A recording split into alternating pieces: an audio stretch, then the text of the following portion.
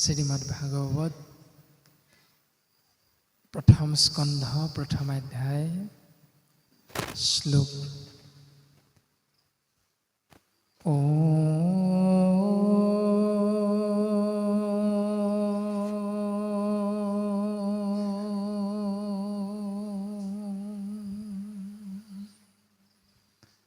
নমো ভগৱতে বাসুদেৱায়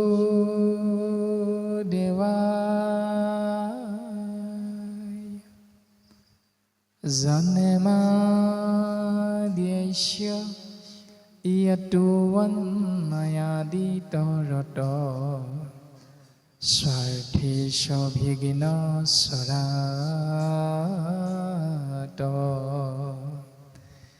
তেনে ব্ৰহ্ম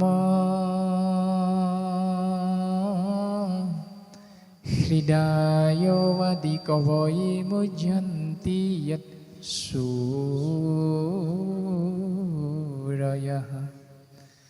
তেজো বাৰিমৃদাং যথা বিনিময়ো যত্ৰ ত্ৰিসৰ্গোহমৃষা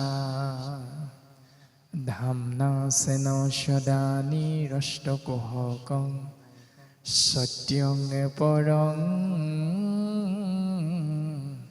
ধীমহি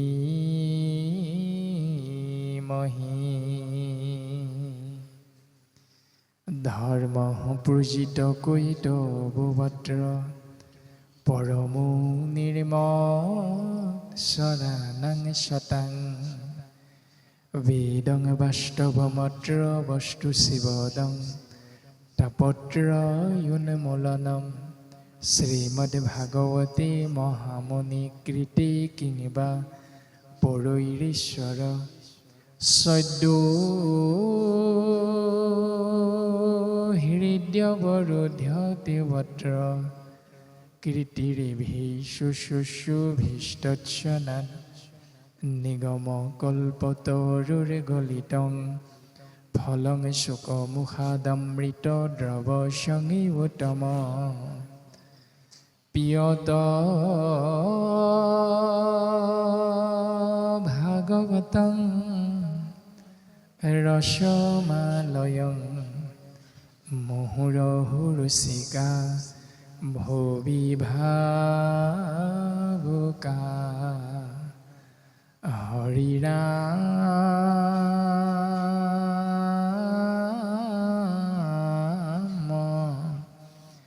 ৰাম ৰাম ৰাম ৰাম।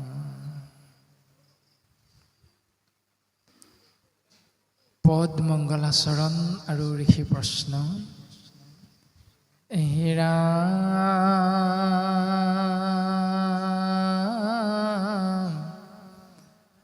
জয় জয় কৃষ্ণ কৃপাময়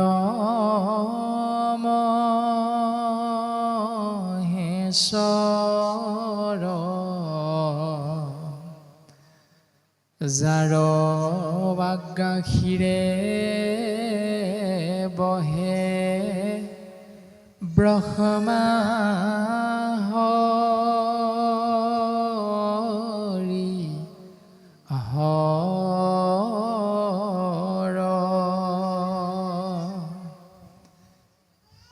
ৰাম মৎস্য কুৰ্ম আদি অংশ অৱতাৰ যাৰ ঈশ্বৰ কৃষ্ণক কোটি কোটি নমস্কাৰ।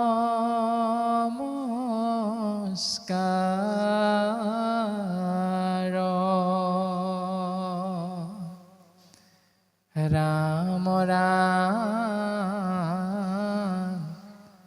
নমো নমো মধু মোৰ ৰিপু মহাহৰি অন্ত্যজু উত্তময়াতি হৈ যাক স্মৰি সমস্তে জগত উদ্ধাৰক যাৰ নাম হেনয় কৃষ্ণক কৰো সহস্ৰ প্ৰণাম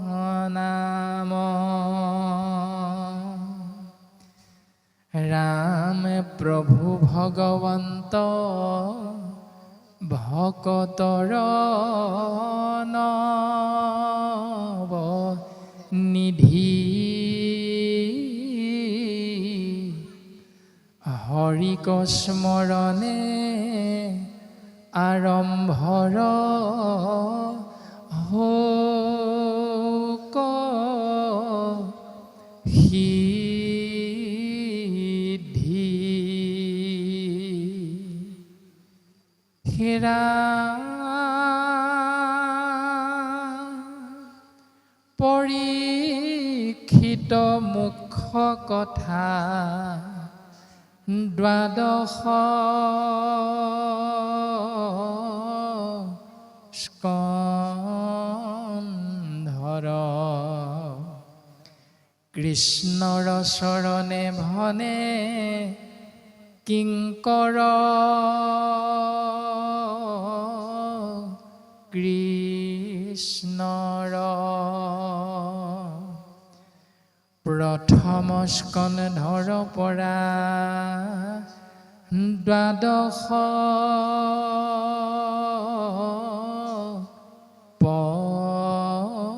পৰ্যন্তে কহিলা ৰাজাত মহা মুনীন্দ্ৰ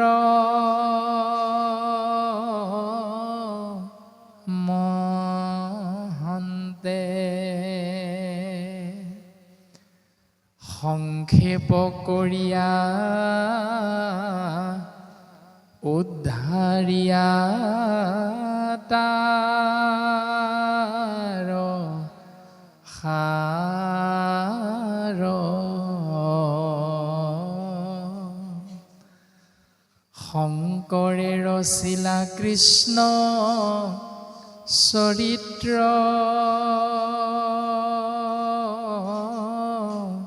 পয়াৰ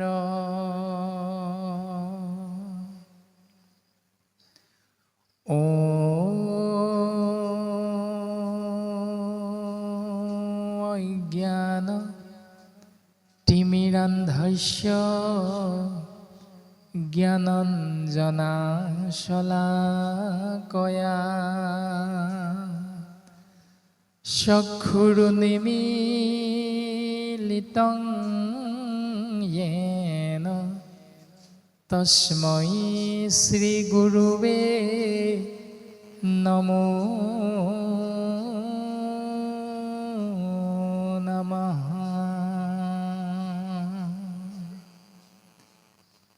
যিটো মহামতী গুৰুজনে হৰি ভক্তি পন্থ উপদেশ দিয়া দুখময় সংসাৰৰ পাৰ কৰে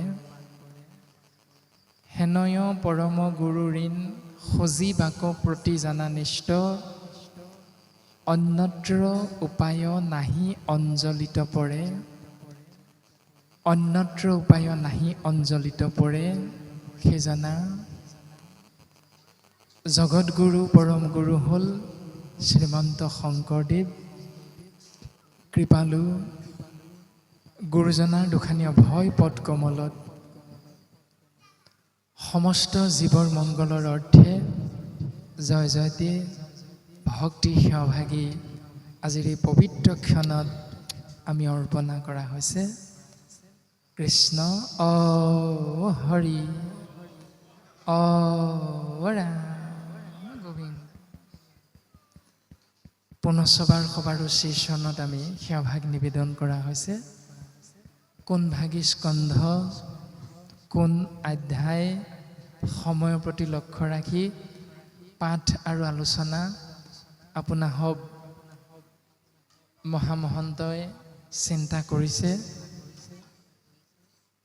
অৱগত কৰিলে আজ্ঞাবাহী ভৃত্য হিচাপে আমি মূঢ়মতীয়ে এই দায়িত্ব পালনৰ বাবে আগবাঢ়িব পৰা যাব। পুনশ্চ সবাৰো শ্ৰীচৰণত আমি ভক্তি সেৱাভাগী নিবেদন কৰা হৈছে। কৃষ্ণ গুৰু শংকৰ মা। আমি মূঢ়মতীৰ ওপৰতে দায়িত্ব অৰ্পণ কৰিছে, গতিকে আমি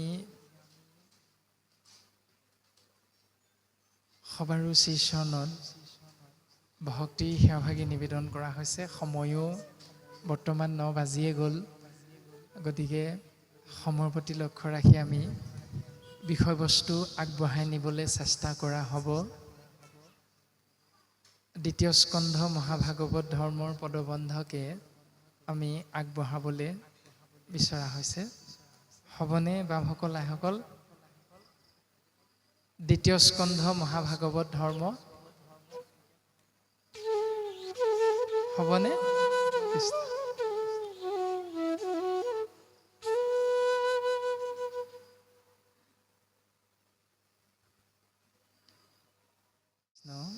আপোনাৰ সৰ্বজানন্তা আমি মূঢ়মতী কৃপালু শ্ৰীমন্ত শংকৰদেৱ গুৰুজনা তেৰাৰ প্ৰপন্ন শিষ্য বহাৰপু মহাপুৰুষ শ্ৰী শ্ৰী মাধৱদেৱ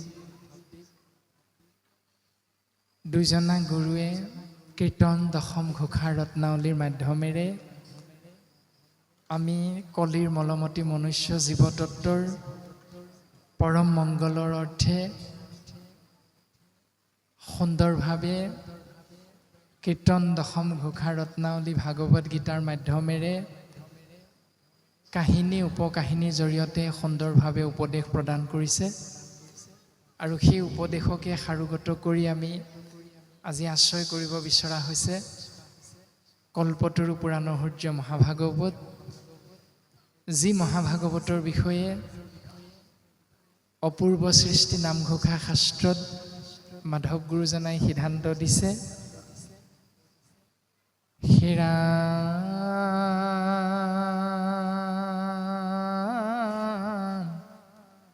ভাৰত পুৰাণ আদি যত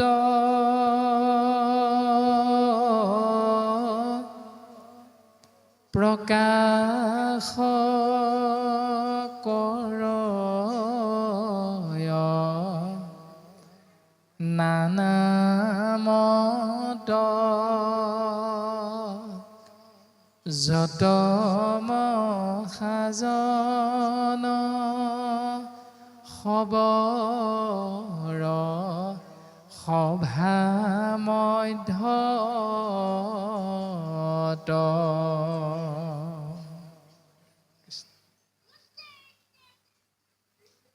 পৰম আনন্দ ৰসময় কোটি সূৰ্যসম প্ৰকাশ হয় মহাভাগৱত নোহন্ত যাৱে বেকত।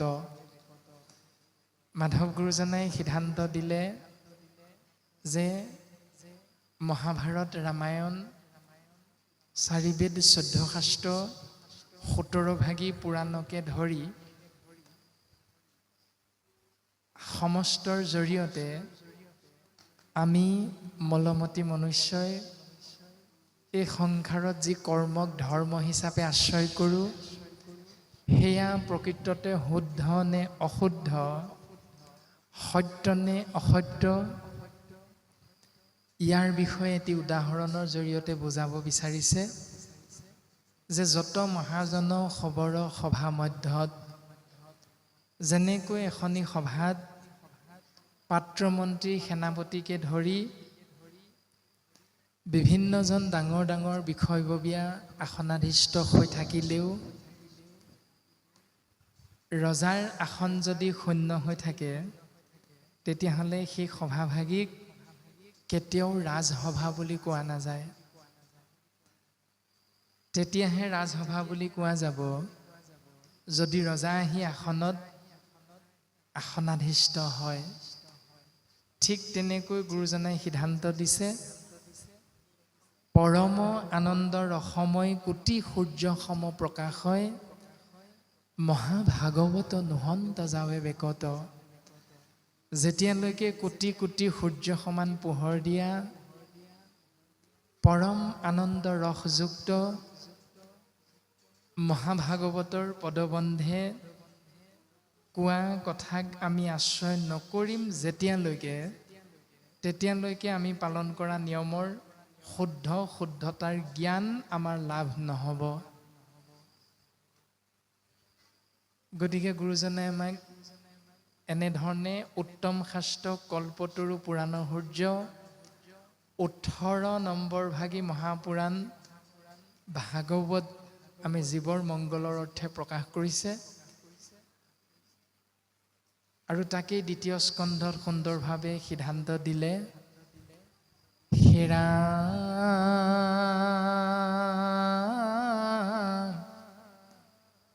কিৰাতক চাৰি খাচী গাৰু মিৰি যৱন কংক গোৱাল অসম মুলুক ধোবা যে তুৰুক কোবা সমলেশ চণ্ডাল ৰাম আনুপাপী নৰ কৃষ্ণ সেৱ কৰ সংগত পবিত্ৰ হয় ভকতি লভিয়া সংসাৰত ৰিয়া বৈকুণ্ঠে সুখে চলয়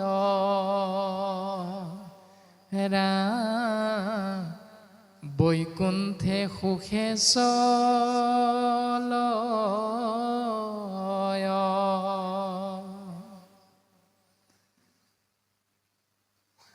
কিৰাত কছাৰী খাচী গাৰু মিৰি যৱন কংক গোৱাল অসম মুলুক ধোবা যে তুৰুক কোবা সমলেশ চাণ্ডাল। জাতি ধৰ্ম বৰ্ণ ভাষা নিৰ্বিশেষে শিক্ষিত অশিক্ষিত ধনী দুখীয়া উচ্চ নীচ আবাল বৃদ্ধ বনিতা সমস্তৰে মংগলৰ অৰ্থে গুৰুজনাই সিদ্ধান্ত দিছে যে কৃষ্ণস্তু ভগৱন্তৰ নিৰ্গুণ নাম শ্ৰৱণ কীৰ্তন মহাভক্তিৰ মাধ্যমেৰে যদি আমি জীৱন যাপন কৰিবলৈ সক্ষম হওঁ, নিশ্চিত ৰূপত সেই ভক্তিৰ দ্বাৰা ভগৱন্তৰ একান্ত ভকতৰ সংগ লাভ কৰি জীৱতত্বই এই মায়াময় সংসাৰৰ মায়া ছেদ কৰি পৰম গতি লাভ কৰিব পাৰে। এই সুন্দৰ সিদ্ধান্ত আৰু প্ৰমাণ হিচাপে দি থৈ গ'ল ভাগৱত প্ৰণয়ন কৰা প্ৰণয়নকৰ্তা কৃষ্ণ দ্বৈপায়ন বেদব্যাসৰ 4 বেদ 14 শাস্ত্ৰ 17 ভাগী পুৰাণ প্ৰণয়ন কৰি মন খেলি মেলি উগুল থুগুল আৰু সেই বেমাৰৰ ঔষধ বৈকুণ্ঠৰ পাৰিষদ দেৱঋষি নাৰদৰ দ্বাৰা ব্যাসে লাভ কৰিছে আৰু দেৱঋষি নাৰদে ব্যাসক উপদেশ দিছে যে সেই ব্যাস তুমি শুনাচোন।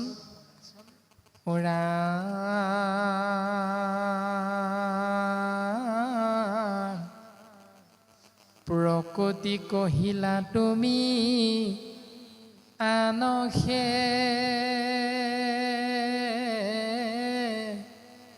ধৰ্মক নকহিলা প্ৰখ্যাত কৰি কৃষ্ণ কীৰ্তন কীৰ্তনক ব্যাস তুমি 4 বেদ 14 শাস্ত্ৰ 17 পুৰাণত 33 কোটি দেৱ দেৱতাৰ চৰণ চিন্তা কৰিলেহে, চৰণত সেৱা কৰিলেহে জীৱৰ মংগল হ'ব। এই অযুগুত কথাটো তুমি প্ৰকাশ কৰিলা, নকৈলা প্ৰখ্যাত কৰি কৃষ্ণ কীৰ্তনক। তুমি কৃষ্ণ নামত যে জীৱৰ পৰম মংগল হ'ব, এই সত্য কথাটো জীৱৰ মাজত তুমি প্ৰকাশ নকৰিলা ব্যাস। সেইকাৰণে তোমাৰ কি হ'ল, ইহাতে সিজিল ঋষি পৰম অন্যায়ী, নাহি সুস্থ চিত্ত তব এহি অভিপ্ৰায়। সেইকাৰণে তোমাৰ মন খেলি মেলি। গতিকে ব্যাস আমি তোমাক উপদেশ দিওঁ, শুনা। বোলে মোৰ উপদেশে কৰা ভাগৱত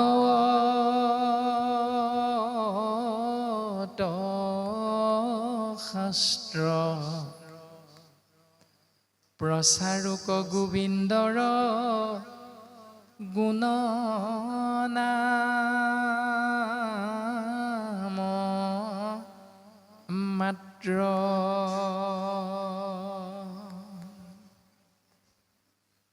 তুমি আকৌ এভাগ শাস্ত্ৰ প্ৰণয়ন কৰা, নাম হ'ল শ্ৰীমদ ভাগৱত। ইয়াত থাকিব গোবিন্দ মহাপ্ৰভু কৃষ্ণ গোসাঁই নিৰ্গুণ নাম। ইয়াত নাথাকিব কৰ্মমাৰ্গ আৰু জ্ঞান মাৰ্গৰ বিষয়বস্তু। গতিকে ব্যাস, তোমাক আমি উপদেশ দিছোঁ, তুমি এই নিয়মটো পালন কৰা। আৰু সেই সূত্ৰে ব্যাসে কি কৰিলে, কৃষ্ণৰ মূৰ্তিক পাছে কৰিলন্ত ধ্যান, হৃদয়তে কৃষ্ণক দেখিলা বিদ্যমান। কৃষ্ণক ধ্যান কৰিছে আৰু হৃদয়ৰ মাজত কৃষ্ণ তত্ত্বক দৰ্শন পাই গ'ল। আৰু দৰ্শন পোৱাৰ লগে লগে আৰু এটা আচৰিত দৃশ্য দেখিছে, সেয়া হ'ল হে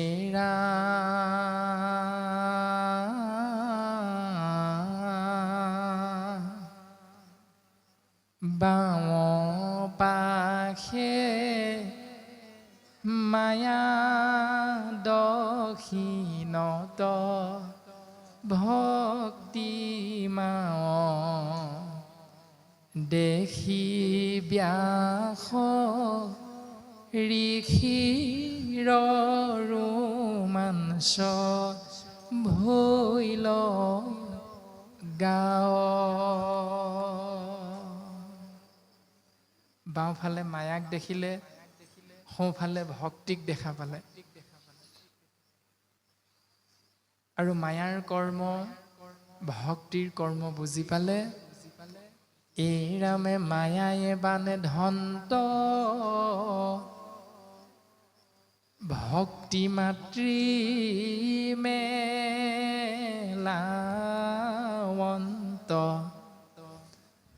দুহানো মধ্যস্থ ভাৱে আছা ভগৱন্ত।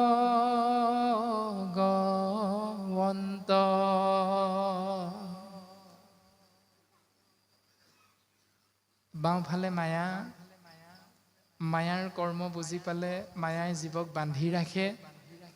ভক্তিৰ কৰ্ম বুজি পালে ভক্তিৰ দ্বাৰা জীৱ বান্ধোনৰ পৰা মুকলি হৈ থাকিব পাৰে। আৰু সেই তত্ত্বটো গুৰুজনাই সুন্দৰভাৱে দিলে আমাক। অৰ্থাৎ আমি যে বাপসকলে, পুৰুষসকলে যেতিয়া ভগৱন্তৰ নাম আশ্ৰয় কৰিবলৈ আগবাঢ়ো, তেতিয়া আমি প্ৰত্যেকেই এভাগী দয়াৰ কাপোৰ অৰ্থাৎ চেলেং বস্ত্ৰ আমি শৰীৰত মেৰিয়াই লওঁ। সেই বস্ত্ৰভাগী সোঁফালৰ পৰা বাওঁফালে বাহুটো ঢাকি লোৱা হয়। কিয়? কাৰণ বাওঁফালে মায়া আছে। সেই মায়াক ঢাকি ৰাখি সোঁফালে যিহেতু ভক্তি মাতৃ আছে, ভক্তিক উজ্জীৱিত কৰি ৰাখি মায়াক ঢাকি ৰখাৰ দৰ্শন হ'ল চেলেং বস্ত্ৰভাগী পৰিধান কৰাৰ ব্যৱস্থাটো। আৰু আইসকলেও যেতিয়া চাদৰখন পৰিধান কৰে শৰীৰত, সোঁফালৰ পৰা বাওঁফালে বাহুটো ঢাকি পৰিধান কৰে। এয়া উত্তম শাস্ত্ৰ ভাগৱত দেৱঋষি নাৰদৰ পদ্মমুখখনতে দিয়া উপদেশ তত্ত্ব। আমি পৰিধান কৰা সাজ পোছাক কেনেকৈ পৰিধান কৰিব লাগে তাৰ এটা সুন্দৰ আৰ্হি। দ্বিতীয়তে যেতিয়া আমি বাপসকলে, আইসকলে ভগৱন্তৰ নাম আশ্ৰয় কৰোঁ, নামগৃহতেই হওক বা কোনো বাপৰ গৃহতেই হওক, তেতিয়া বৰ তালযোৰ বজোৱাৰ পৰা আৰম্ভ কৰি হাত চাপৰি বজোৱা ব্যৱস্থাটোলৈকে আমি প্ৰত্যেকেই যেতিয়া এই নিয়মটো পালন কৰোঁ, যিমান বাওঁ হাতেৰে চাপৰি বজোৱা ভকতজন হ'লেও নামত কিন্তু কোনোদিন বাওঁ হাতেৰে চাপৰি নবজায়। কিয়? কাৰণ বাওঁফালে মায়া আছে। মায়াক দমন কৰাৰ মূল দৰ্শন হ'ল ভক্তিৰ দ্বাৰা এই বাওঁফালৰ হাতখনত চাপৰিটো বজোৱা। এইটো হ'ল গুৰুজনাই শাস্ত্ৰসন্মতে দিয়া এটি সুন্দৰ উপদেশ তত্ত্ব। আৰু আমি সমস্তজনে গুৰুজনাৰ সেই আদৰ্শক শিৰোগত কৰি ভগৱন্ত বস্তুৰ নামত আমি একাত্ম হ'বৰ বাবে প্ৰত্যেকেই চেষ্টা কৰোঁ। এনেধৰণে দিয়া সেই সত্য শুদ্ধ ৰূপটো দৰ্শন পাইছে। আৰু দৰ্শন পোৱাৰ লগে লগে তেওঁ কি কৰিছে? হেৰা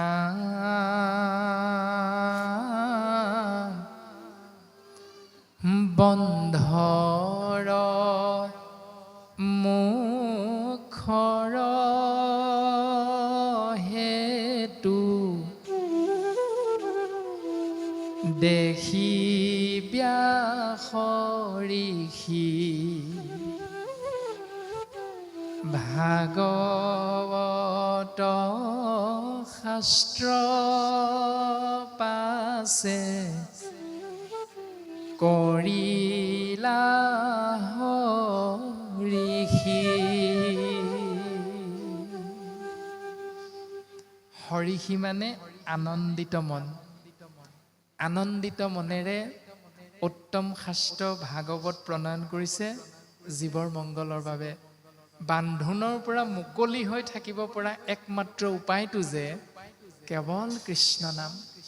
এই সত্য বস্তুক হৃদয়ংগম কৰিলে আৰু সমস্ত জীৱৰ মংগলৰ অৰ্থে উত্তম শাস্ত্ৰ ভাগৱত কৃষ্ণস্তু ভগৱন্তৰ নাম সুন্দৰভাৱে ইয়াত সন্নিৱিষ্ট কৰিছে। আৰু শ্ৰীমদ ভাগৱত দ্বিতীয় স্কন্ধৰ পদবন্ধত ভাগৱত মহাধৰ্মৰ বিষয়ে সিদ্ধান্ত দিছে। পদ ৰাম জয় জয় কৃষ্ণ যাৰ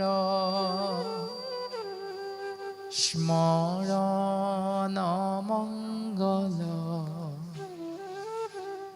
জাগ যোগাদিৰো হৰি নাম মহাফল হেন পৰমানন্দ মাধৱ কনিত সুমৰিও নৰ নিৰন্তৰে এক চিত কৃষ্ণ কথা অমৃত পিউ সাৱধানে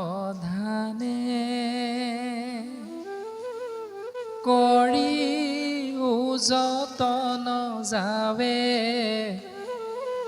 প্ৰাণ থাকে মানে ঘোৰ কলি যুগে মলমতি মনুষ্যৰ নাহি আন ধৰ্ম হৰি কীৰ্তন তপৰ ৰাম ৰাম শৰীৰত আছে কলিকৃত যত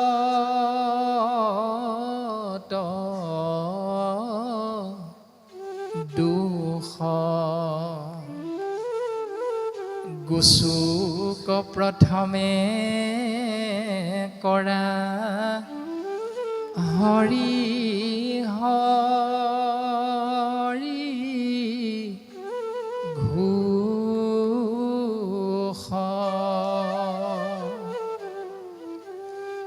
হেৰা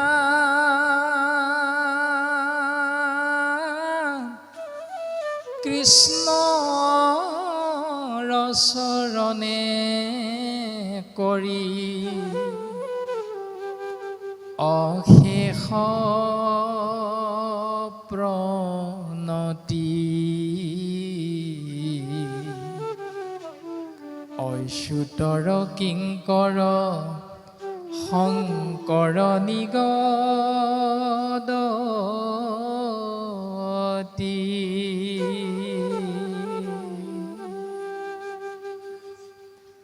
জয় জয় কৃষ্ণদেৱৰ জয় জয় জয় কৃষ্ণদেৱৰ জয়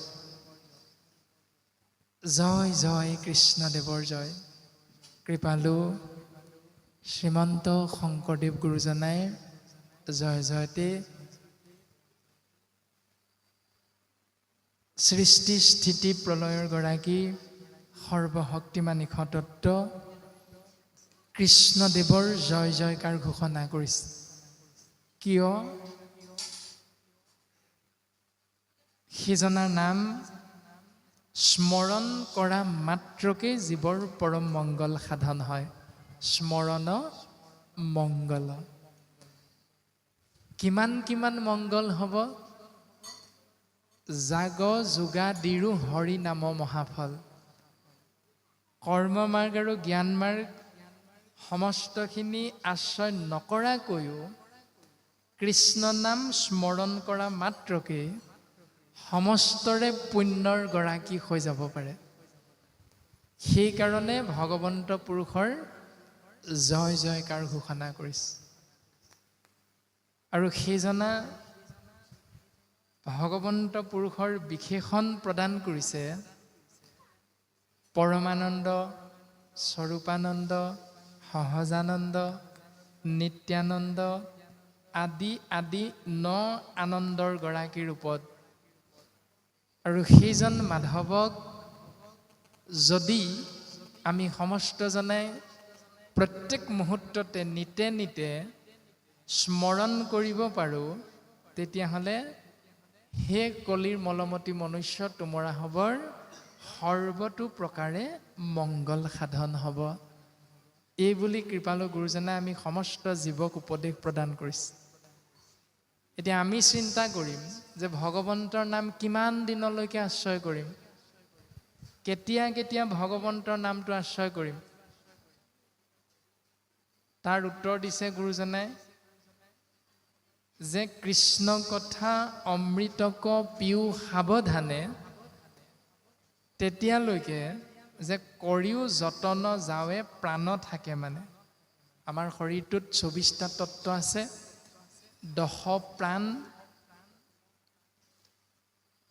একাদশ ইন্দ্ৰিয় আৰু মনৰ বাকী তিনিটা ৰূপ চিত্ত, বুদ্ধি আৰু অহংকাৰ, সমান 24টা তত্ত্ব। ইয়াতে 11টা ইন্দ্ৰিয় আছে। সেই 11টা ইন্দ্ৰিয়ৰ আকৌ 10 প্ৰাণ আছে। প্ৰাণ, অপান, দান, উদান, সমান, দেৱদত্ত, কৃক, মকৰ, এনেধৰণে ধনঞ্জয় 10 ভাগী প্ৰাণ আছে। সেই ধনঞ্জয় বায়ু আমাৰ শৰীৰটোৰ পৰা একেবাৰে শেষত ওলাই যায়। এই যে ডাক্তৰে কেতিয়াবা আমাৰ হাতখনত বুঢ়া আঙুলিটোৱে পিটিকি চাই, হেঁচা মাৰি চাই পালছটো আছেনে নাই, আৰু মানুহজন মৃত্যু হোৱাৰ আধা ঘণ্টামান সময়লৈকে শৰীৰটো গৰম হৈ থাকে, তাপ এটা থাকে। সেই তাপটো হ'ল ধনঞ্জয় বায়ু, আৰু সেই বায়ুটো একেবাৰে শেষত শৰীৰটোৰ পৰা ওলাই যায়, আৰু তেতিয়াই সকলোৱে সেই মানুহজনক মৃত বুলি ঘোষণা কৰে। এনেধৰণে সেই শেষ মুহূৰ্তলৈকে গুৰুজনাই আমাক সাৱধানেৰে কৃষ্ণ নাম অমৃত পান কৰিবৰ বাবে আমাক উপদেশ প্ৰদান কৰে। বোলে যোৱা বছৰ কৃষ্ণ বুলি ক'লোঁ, ঘৰত ভকতক আবাহন কৰি আনি নাম এষাৰ কৰিলোঁ, 20 বছৰলৈকে আকৌ ভকতৰ সংগ নাম আশ্ৰয় নকৰিলেও হ'ব আৰু। এনেকৈ গুৰুজনাই আমাক সিদ্ধান্ত নাই দিয়া। গুৰুজনাই সিদ্ধান্ত দিছে, কৰিও যতন নতু যাৱে প্ৰাণ থাকে, মানে যে যেতিয়ালৈকে তোমাৰ শৰীৰটোত ধনঞ্জয় বায়ু থাকিব তেতিয়ালৈকে তুমি কৃষ্ণ নামটো আশ্ৰয় কৰি থাকিবা। কিন্তু আমি ভাগৱতৰ সেই উপদেশটোত পালন কৰাৰ পৰা আঁতৰত থাকোঁ। কেনেকৈ? পিতৃ যদি পৰলোকগামী হ'ল, তেতিয়াহ'লে 11 দিনতেই হওক বা 17 দিনতেই হওক বা 30 দিনতেই হওক আমি কৰ্মটো কৰোঁ, নাম এষাৰ আয়োজন কৰোঁ। তাৰ পাছত একেবাৰে 6 মাহৰ মূৰতহে আকৌ ছমহীয়াটো কৰিম। তাৰ আগত বাধা আছে, নামঘৰলৈ যাব নোৱাৰিবা। তাৰ আগত বাধা আছে, ধৰ্মীয় অনুষ্ঠানত অংশগ্ৰহণ কৰিব নোৱাৰিবা। তাৰ আগত বাধা আছে, আইসকলে তাঁত বব নোৱাৰে।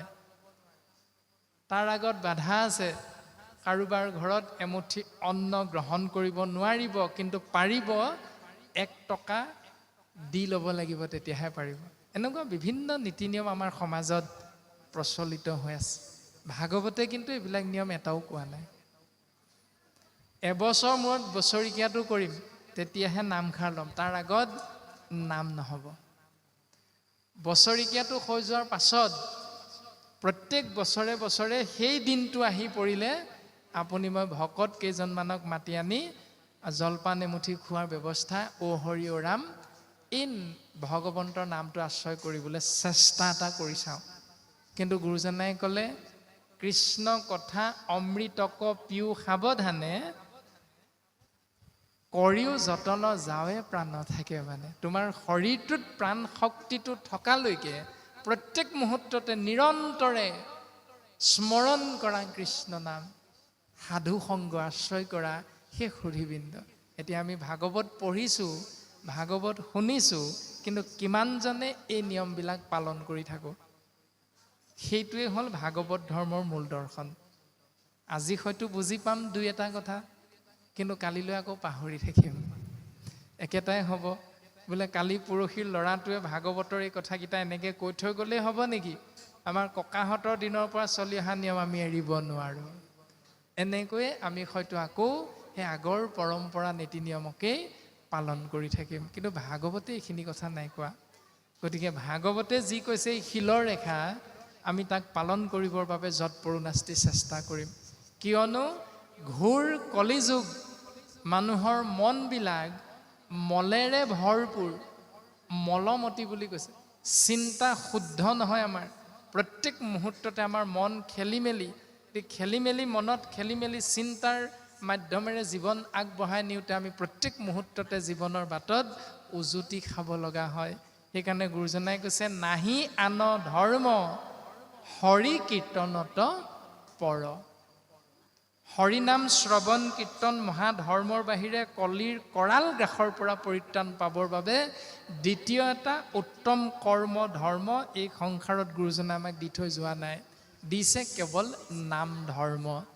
গতিকে সেই নাম প্ৰত্যেক মুহূৰ্ততে আশ্ৰয় কৰিব লাগিব। তুমি স্নান কৰোঁতে আশ্ৰয় কৰিব লাগিব। চাৰিও বেদৰ চাৰি অক্ষৰ সাৰ কাঢ়ি আনি ব্ৰহ্মাদেৱে বেকত কৰিয়া থৈলা নাৰায়ণ বাণী, সেহি নাৰায়ণ নাম লৈয়া শুদ্ধ কৰোঁ আমি চিত্ত কায়া, হৰি সন্তোষৰ কাৰণ আন নাজানি। স্নান কৰোঁতে আমি প্ৰত্যেক মুহূৰ্ততে সিদ্ধমুঠি গ্ৰহণ কৰিবলৈ লওঁতেও আমি ঈশ্বৰৰ নাম, চাহকণ আগবঢ়াই দিওঁতেও কৃষ্ণ নাম, গ্ৰহণ কৰোঁতেও কৃষ্ণ নাম। নিৰন্তৰে যদি এই অভ্যাসটো কৰিব পাৰোঁ, তেতিয়াহ'লে চাহকণ লৈ থাকোঁতেই যদি আমাৰ মৃত্যু হৈ যায়, তেতিয়াহ'লে কোনো কথা নাই, জীৱৰ পৰম মংগল সাধন হ'ব। এয়া ভাগৱতে আমাক সিদ্ধান্ত দিছে। গতিকে শৰীৰত আছে কলিকৃত যত দুখ, গোচুক প্ৰথমে কৰা হৰি হৰি ঘোষ। শৰীৰত যিমানবিলাক কলিকৃত অপৰাধ আছে, সেই অপৰাধবিলাক আপোনালোক সকলোৱে জানে। প্ৰথম স্কন্ধত কলিৰ দৰ্শন দিছে। নৃপতি বুলন্ত কলি দিলো তোক, স্থান জৈত খেলে যোৱা পাশা কৰে মদ্যপান। যি স্থানত যোৱা খেল পাশা খেল হ'ব, তাত কলি থাকে। গতিকে আমি শৰণ লোৱাৰ পাছত, ভজন লোৱাৰ পাছত যদি যোৱা খেল পাশা খেল খেলি ভাল পাওঁ, সেই স্থানলৈ গৈ আনন্দ লাগে, তেতিয়াহ'লে তাত কলি আছে। ভাগৱতে আপোনাক মোক ক্ৰিয়া কৰা নাই, সেইকাৰণে সেই স্থানৰ লোভটো আমি সামৰিব পৰা নাই। দ্বিতীয়তে মদ্যপান কৰা স্থানত গৈ যদি আপোনাৰ মোৰ ভাল লাগে, আনন্দ লাগে, তেতিয়াহ'লে আমি শৰণ ল'লেও তাৰ পৰা বিশেষ আমাৰ লাভ নহ'ব। গতিকে আমি যুৱকসকলে কোনটো দিশেৰে যাব লাগিব? হয়, এখন চৰকাৰে গাঁৱৰ মাজত থকা মদৰ ঘাটিবিলাক উচ্ছেদ কৰিছে, এইটো গাঁৱৰ বাবে, সমাজৰ বাবে ভাল কথা। কিন্তু লগে লগে টাউনত ৱাইন শ্বপ খুলিবৰ বাবে পাৰ্মিটখনো দি দিছে, এইটো কিন্তু বেয়া কথা। শাস্ত্ৰই কোনটো শুদ্ধ কোনটো অশুদ্ধ সিদ্ধান্ত দিছে। গতিকে আমি কোনটোৰ প্ৰতি আকৃষ্ট হ'ব লাগিব, কোনটো আমি ত্যাগ কৰিব লাগিব, এইখিনি ভাগৱতে আমাক সিদ্ধান্ত দিছে। ভাগৱতৰ মাধ্যমেৰে আমি জীৱন আগবঢ়াবৰ বাবে চেষ্টা কৰিব লাগিব। এনেধৰণে কলিৰ কৰাল গাহৰ পৰা মুক্ত হৈ থাকিবৰ উপায় কেৱল কৃষ্ণস্তু ভগৱন্তৰ নিৰ্গুণ নামত জীৱৰ শৰণ, ভজন, ভক্তি আৰু সদাচাৰ, এই চাৰি নাম বস্তু সুদৃঢ় বিশ্বাসে আমি আশ্ৰয় কৰিব লাগিব। এয়া ভাগৱতৰ সিদ্ধান্ত। তাৰ পাছতে ভাগৱত মহাধৰ্মৰ কথন পদে আমাক প্ৰকাশ কৰিছে।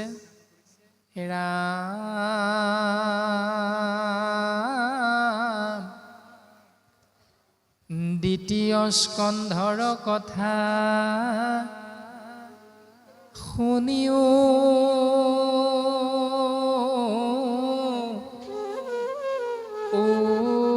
উৎসুকে নৃপতিৰ প্ৰশ্ন পাছে, শুনি মুনি সুকে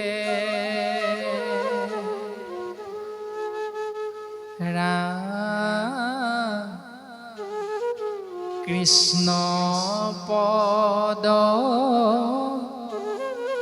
পংকজক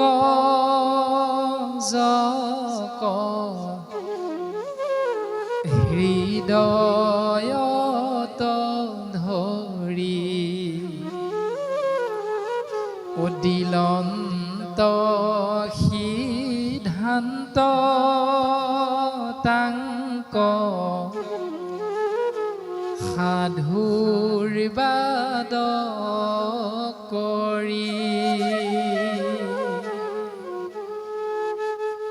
ধন্য নৰপতিমতী উত্তম তোমাৰ, পুছিলা হাজিটো কথা সংসাৰতে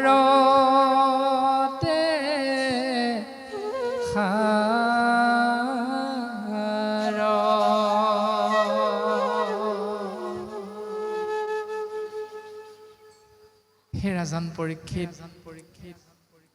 দ্বিতীয় স্কন্ধৰ কথা শুনিও উৎসুকে নৃপতিৰ প্ৰশ্ন পাছে শনি মুনি হুকে। দ্বিতীয় স্কন্ধত উত্তৰটো দিবলৈ আগবাঢ়িছে ৰজা পৰীক্ষিতে আগবঢ়োৱা প্ৰশ্নটো। কোনে উত্তৰ দিব? শুক গুৰুৱে। এতিয়া প্ৰশ্নটো কি? পৰীক্ষিতে এটা প্ৰশ্ন কৰিছে।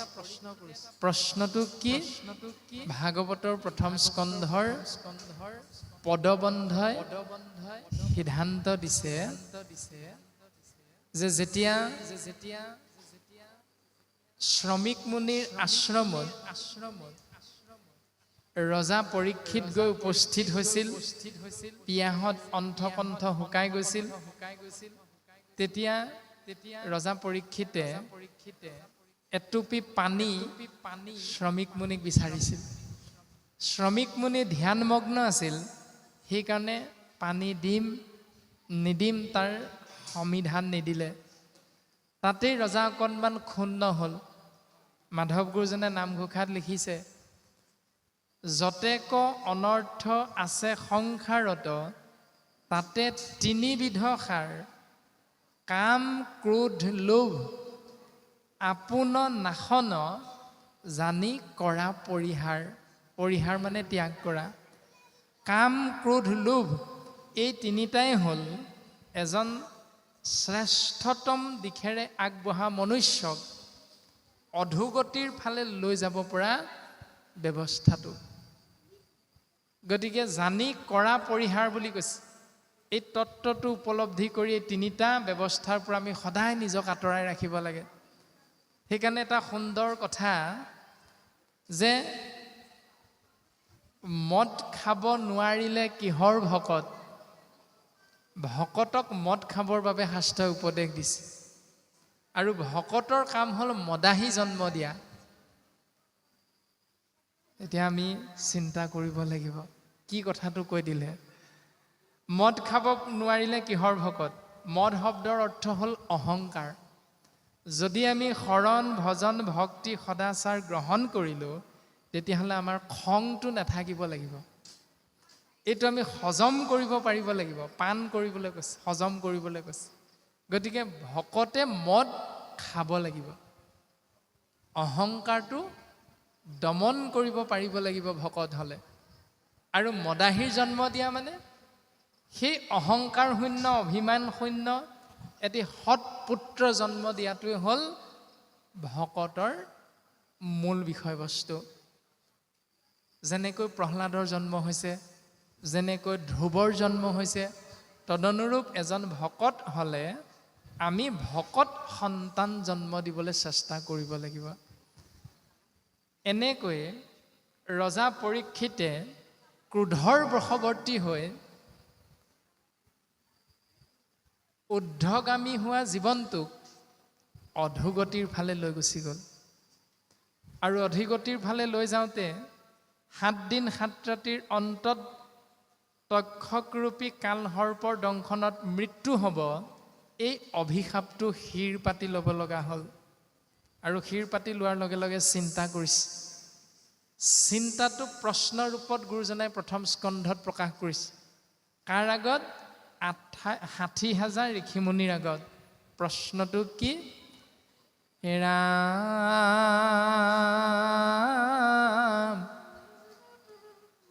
সাক্ষাতে তোমৰা মূৰ্তিমন্ত দেৱগণ,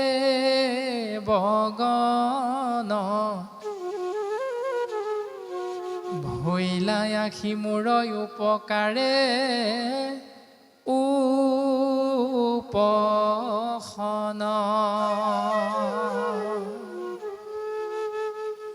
মই বুজি পাইছোঁ হে দেৱ, তোমালোক মোৰ কাষত কিয় উপস্থিত হৈছা? কাৰণ তোমালোকে মোৰ মংগল হোৱাটো বিচাৰিছা।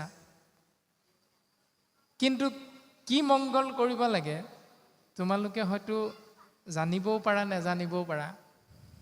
তথাপিতো মই ক'ব বিচাৰিছোঁ, যেনেকৈ আমি প্ৰত্যেকেই নিজৰ শৰীৰটোত হোৱা এটি বেমাৰৰ পৰা পৰিত্ৰাণ পাবৰ বাবে যেতিয়াই আমি ডাক্তৰৰ গৃহত গৈ মেডিকেলত গৈ উপস্থিত হওঁ তেতিয়াই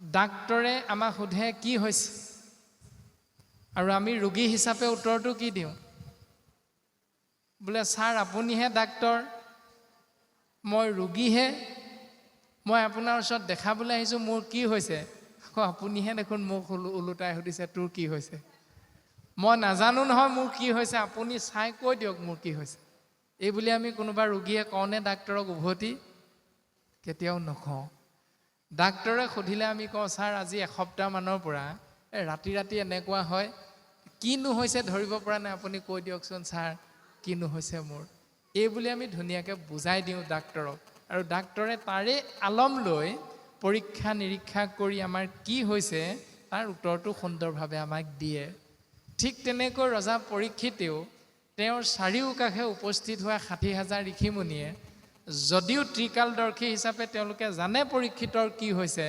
তথাপিতো এজন ৰোগী হিচাপে পৰীক্ষিতে নিজৰ কি হৈছে এই কথাটো অৱগত কৰিছে কি বুলি কৈছে অ ৰাম এতেকে তোমাত পুছু কোন মহা ধৰ্ম কহিও লোকৰ কৰ্তব্য কোন কৰ্ম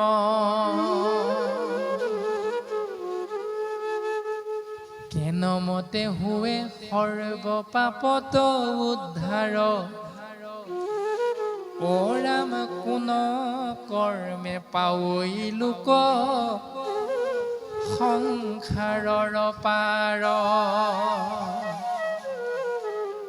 বিশেষত কি কৰিবে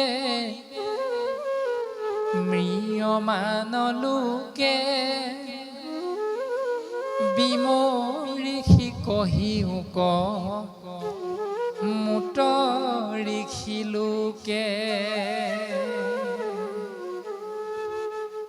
মই জানিব বিচাৰিছোঁ মহাধৰ্ম কি মই জানিব বিচাৰিছোঁ এজন মানুহৰ কৰ্তব্য কি কৰ্ম কি কেতিয়া সময়টো উল্লেখ কৰিলে যে বিশেষত কি কৰিবে ম্ৰিয়মান লোকে দুখত পৰা শোক সন্তপ্ত এজন ব্যক্তিয়ে সেই সময়ত কৰিব লগা কৰ্মটো কি এতিয়া আমাৰ পিতৃ মাতৃ পৰলোকগামী হ'লে 3 দিনত তিলনি কৰ্ম কৰোঁ তাৰ পাছত 10 নম্বৰ দিনটোত দহা কাজ 11 নম্বৰ দিনটোত কাজ বা এমাহৰ মূৰত কাজ কৰোঁ এইবিলাক নিয়ম আমি পালন কৰোঁ কিয় আমি পিতৃ পৰলোকগামী হোৱাৰ বাবে অন্তৰত দুখ অনুভৱ কৰোঁ ৰজা পৰীক্ষিতক সেইটোকে সুধিছে যে এজন ম্ৰিয়মান লোকে কি কৰিব লাগে বিশেষকৈ সেই বিপদৰ সময়খিনিত সেই শোকৰ সময়খিনিত মই জানিব বিচাৰিছোঁ তোমালোকে মোক কোৱা আৰু তেতিয়া ঋষি সমস্তই কি বুলি উত্তৰ দিলে ৰাম শুনি মুনি সবে বোলে যাৰ যে নমতি কেহু বোলে তপতে পৰম পাই গতি কেহু বোলে মহাসিদ্ধি সাধে যজ্ঞ দানে কেহু বোলে পৰম মুকুতি তীৰ্থ স্নানে কেহু বোলৈ মহাযজ্ঞে তৰৈ সংসাৰক কেহু বোলৈ এৰাই মহাজ্ঞানে সে নৰক সবে সন্তে কহে আপোনাৰ নামত হেন শুনি ষষ্ঠ নোহে ৰাজাৰ মনত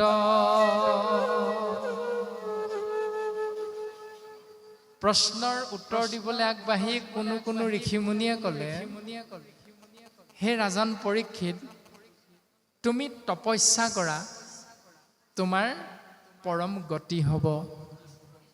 কোনো ঋষিমুনিয়ে ক'লে, ৰাজন পৰীক্ষিত, তুমি যজ্ঞ কৰা, তুমি দান দিয়া, তেতিয়া তোমাৰ মহাসিদ্ধি লাভ হ'ব।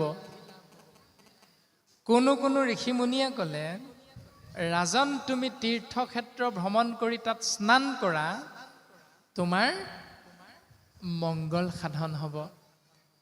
ৰাজন তুমি যজ্ঞ কৰা, সংসাৰৰ পৰা তৰি যাব পাৰিবা।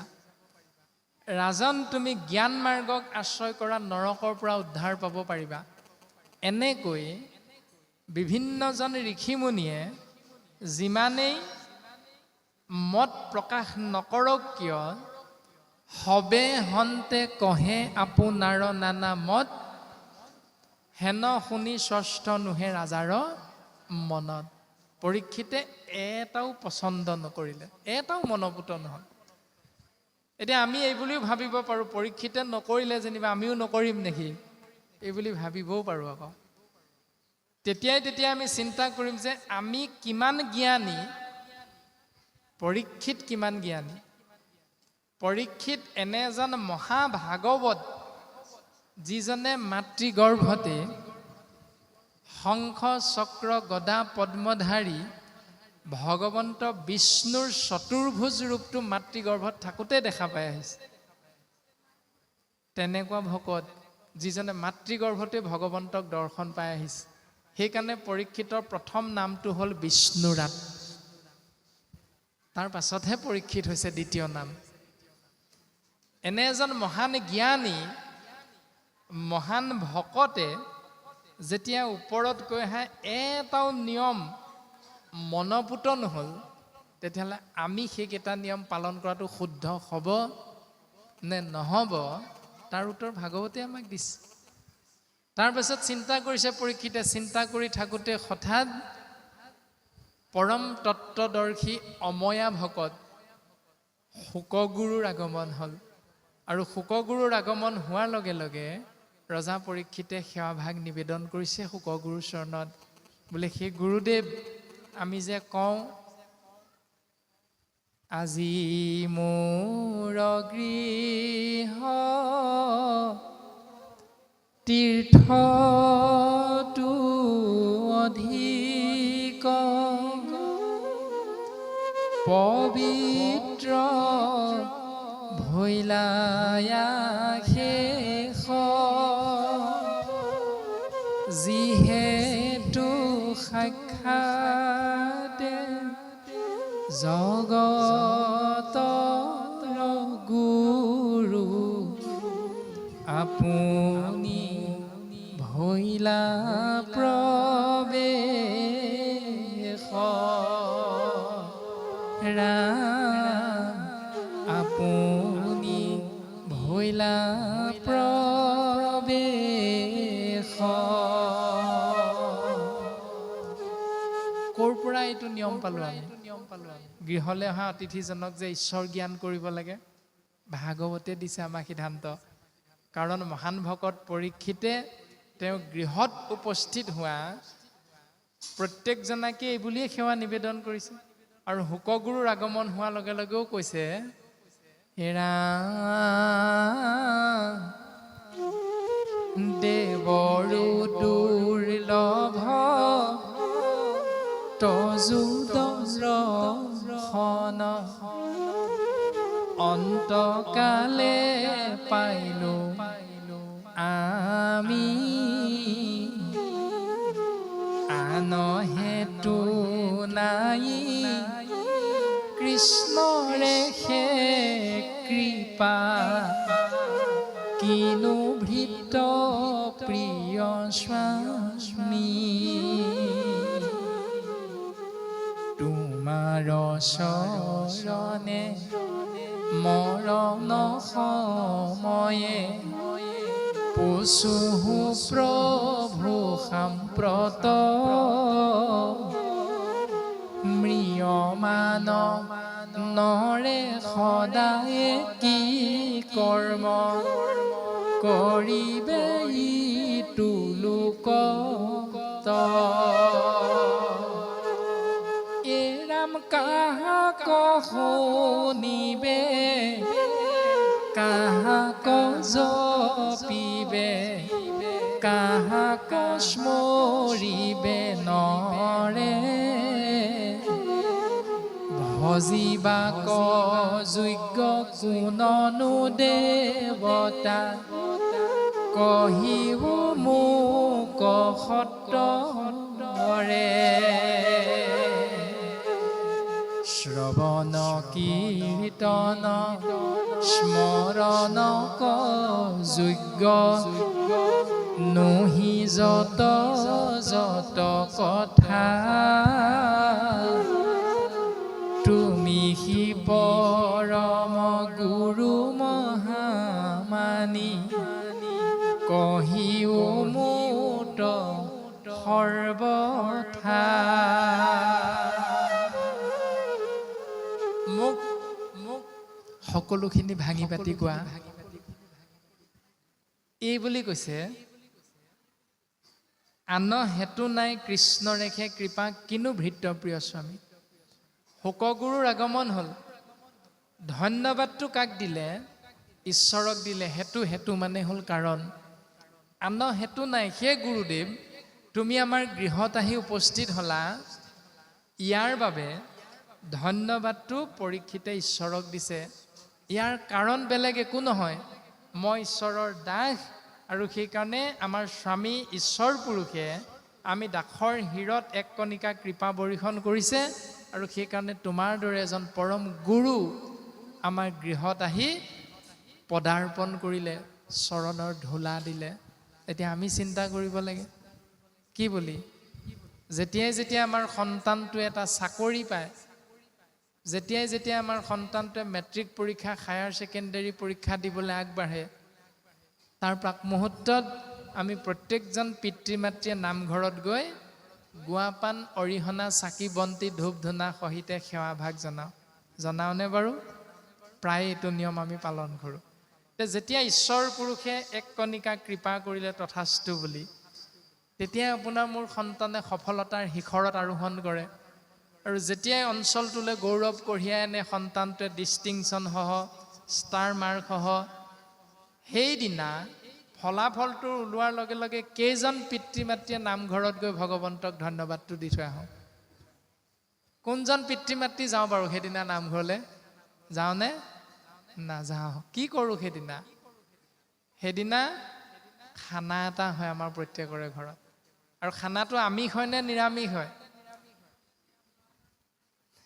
সকলোৱে জানেই কথাখিনি গতিকে আমি ঈশ্বৰৰ পৰা কৃপা ভিক্ষা কৰোঁ কিন্তু ঈশ্বৰৰ কৃপা ভিক্ষা কৰাৰ লগে লগে ঈশ্বৰে যেতিয়া আমাক কৃপা কৰে তেতিয়া ধন্যবাদটো দিবলৈ ঈশ্বৰৰ নামটো আমি পাহৰি যাওঁ ধন্যবাদটো কাক দিওঁ 5টামান ব্ৰইলাৰক দি দিওঁ 2টামান হাঁহক দি দিওঁ ধন্যবাদটো সেই নিৰীহ ব্ৰইলাৰ কেইটা আৰু হাঁহ কেইটাৰ কি অপৰাধ আছিল বাৰু সিহঁতৰতো একো অপৰাধ নাই যাৰ বাবে আপোনাৰ মোৰ পুত্ৰৰ সফলতাৰ মাপকাঠি জুখিবলৈ গৈ সেই 5টা ব্ৰইলাৰ বিনা দুখত মৰিব লগা হ'ল আপোনাৰ মোৰ ধৰ্ম সেয়াই ভাগৱত পঢ়িছোঁ ভাগৱত শুনিছোঁ তাৰ পাছত আপুনি আমি ধন্যবাদটো ঈশ্বৰক নিদি সেই নিৰীহ প্ৰাণীকেইটাক দি দিওঁ নিয়ম পালন কৰোঁ একাদশ দিৱসৰ দিনা মিতাহাৰ কৰ্মৰ একাদশ দিৱসৰ দিনা দিনৰ ভাগত নাম হয়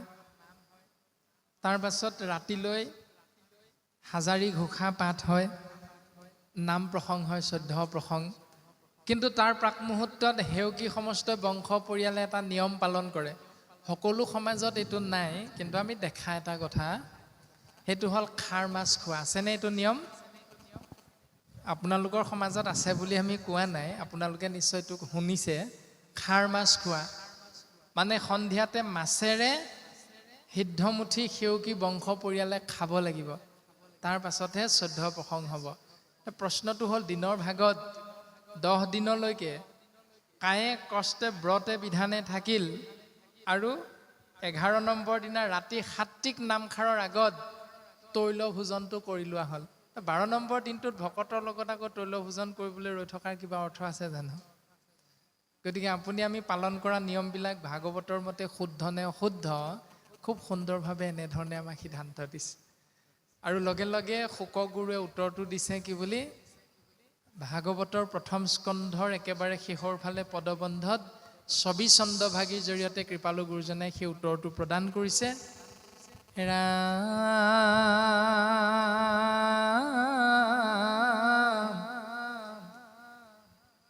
শুনিওক সভাসদ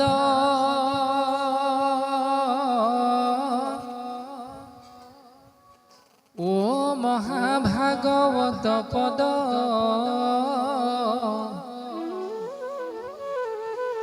কৃষ্ণ কথা পৰম অমৃত ভুকুটি মুকুটি যত সবে হৈ উপগত ঐহ পৰলোকে মহাহিত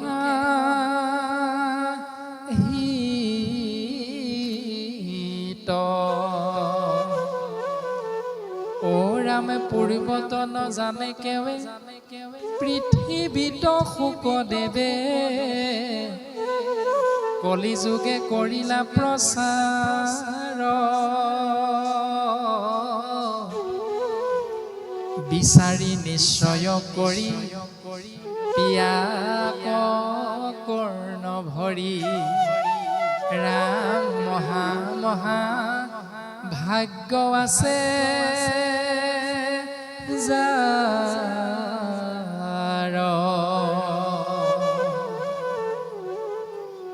ও ৰাম সমস্তে শাস্ত্ৰৰ মত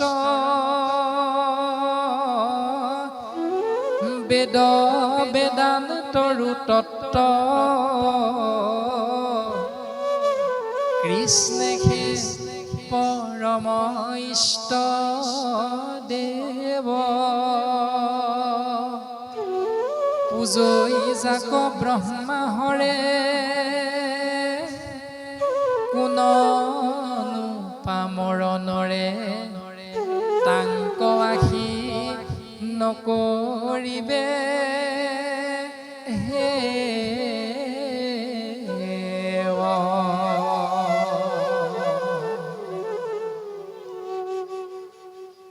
যাৰ নাম লৈলে মাত্ৰ যজ্ঞ কৰি বাৰ পাত্ৰ হুয়াতি নিশ্চয়ন্ত্য জাতি নভজিয়া হেন দেৱ আনকে সে কৰৈ হেৱ সি জন জানা আত্ম ঘাতিৰাম সি জন জানা আত্ম ঘাতি।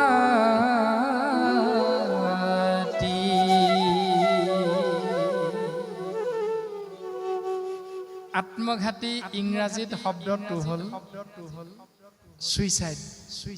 সুইচাইড মানে আত্মঘাতী। এতিয়া সুইচাইড বুলি ক'লে আমি কি বুজি পাওঁ? স্বাভাৱিক মৃত্যুৰ এক বিপৰীত মৃত্যু নামেই হ'ল সুইচাইড। এতিয়া শাস্ত্ৰই কৈছে সুইচাইড সেই সময়খিনি যাৰ নাম লৈলে মাত্ৰ যজ্ঞ কৰি বাৰ পাত্ৰ হৈ আতি ম্লেচ্ছ অন্ত্য জাতি ম্লেচ্ছ অন্ত্য জাতি পৰ্যন্ত কৃষ্ণৰ নাম আশ্ৰয় কৰিলে যজ্ঞ কৰিবাৰ পাত্ৰ হৈ যায়, মহন্তৰ শাৰীলে উত্তৰণ হৈ যায়। নিকৃষ্টৰো নিকৃষ্টতম জাতি জীৱতত্ব। কিন্তু গুৰুজনাই কৈছে নভজিয়া হেন দেৱ সেইজন ঈশ্বৰ কৃষ্ণক চিন্তা নকৰি আনকে সে কৰৈ হেৱ। যদি আন ৩৩ কোটি দেৱ দেৱতাৰ চৰণ চিন্তা কৰো সি জন জানা আত্মঘাতী। সেইজনেই সুইচাইড কৰা ব্যক্তি বুলি কৈছে। এতিয়া আমি যে কেতিয়াবা সৰস্বতী পূজা, দুৰ্গা পূজা, বিশ্বকৰ্মা পূজাবিলাক কৰি থাকোঁ, তাৰমানে আপুনি আমি সুইচাইড কৰিছোঁ। শাস্ত্ৰই সিদ্ধান্ত দিছে একক কৃষ্ণ দেৱ কৰিও সেৱ ধৰিও তাহান নাম কৃষ্ণ দাস হুয়া প্ৰসাদ ভঞ্জিয়া হস্তে কৰা টান কাম। কৃষ্ণৰ চৰিত্ৰ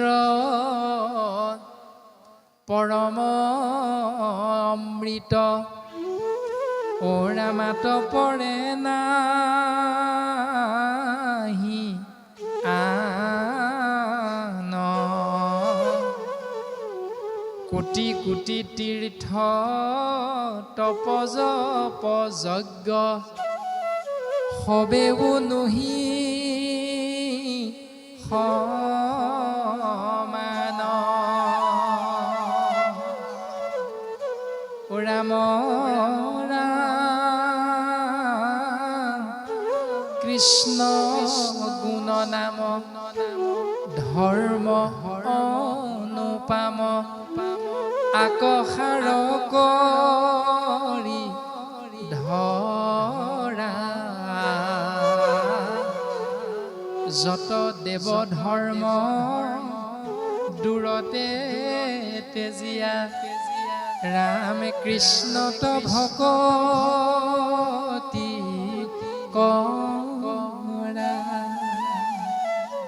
হেন তত্ত্ব জানি চিন্তা চক্ৰ পানী, অনাদৰিয়ান কাম, কৃষ্ণৰ কিংকৰে ৰচিলা শংকৰে। ডাকি বোলহু ৰাম ৰাম, ডাকি বোলহু ৰাম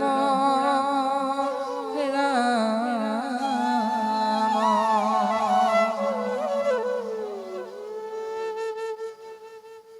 প্ৰশ্ন সেয়া, আৰু গুৰুজনাই উত্তৰ দিলে তেনেকৈ যে সৃষ্টি স্থিতি প্ৰলয়ৰ গৰাকী কৃষ্ণস্তু ভগৱান স্বয়ং, তেৰাৰ চৰণতে শৰণ ভজন ভক্তি সদাচাৰ বা নিষ্কাম প্ৰাৰ্থনা যদি সুদৃঢ় বিশ্বাসে আশ্ৰয় কৰিব পাৰা, হে কলিৰ মলমতি মনুষ্য তোমৰা হবৰ পৰম মংগল সাধন হ'ব।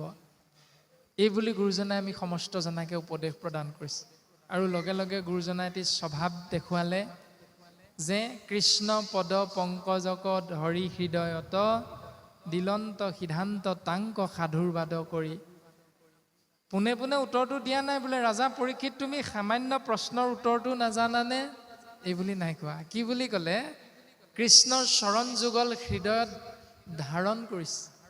তাৰ পাছত ৰজাক কৈছে যে সেই ৰাজন তুমি কেৱল ৰজাই নহয়, তুমি পৰম সাধু। যদি তুমি এজন পৰম সাধু নহলাহেঁতেন, তোমাৰ মুখপদ্মহন্তে এনে উত্তম ভাৱনা প্ৰশ্নৰূপত নিগৰিত নহলহেঁতেন। গতিকে তুমি কেৱল ৰজাই নহয়, তুমি ৰজা হৈও এজন উত্তম সাধু হ'ব পাৰিছা, তুমি এজন উত্তম ভকত হ'ব পাৰিছা। এই বুলি শুকগুৰুৱে ৰজাক সাধু সাধু বুলি প্ৰশংসা কৰিছে। তাৰ পাছত গুৰুজনাই পদবন্ধে সিদ্ধান্ত দিছে, ও ৰাম নাহি জ্ঞান যাৰ, জাতি ধৰ্ম মাত্ৰ কৰে, নিতে বলি বিশ্ব পাঞ্চ, যজ্ঞ আচৰে। তাহাৰ শ্ৰুতব্য কথা আছে অসংখ্যাত, হৰি বিমুখৰ হৈ ব্যৰ্থে আয়ু পাত।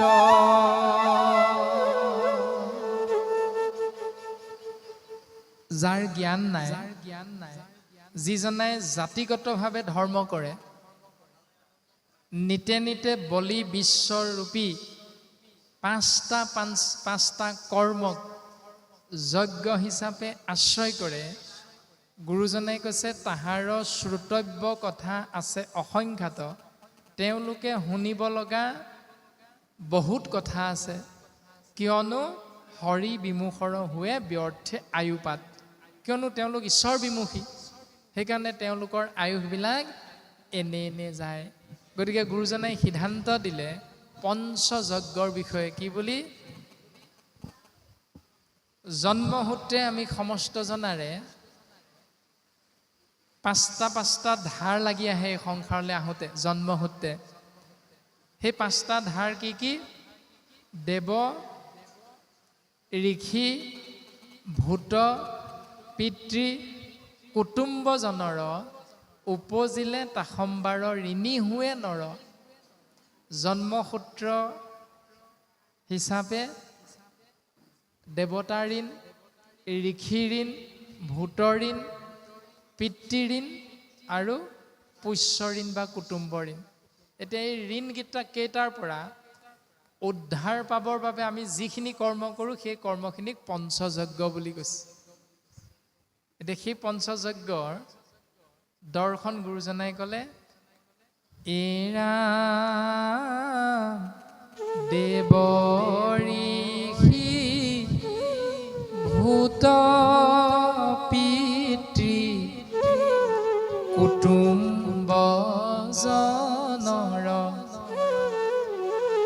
উপজিলে তাসম্বাৰ ঋণী হোৱে নৰ।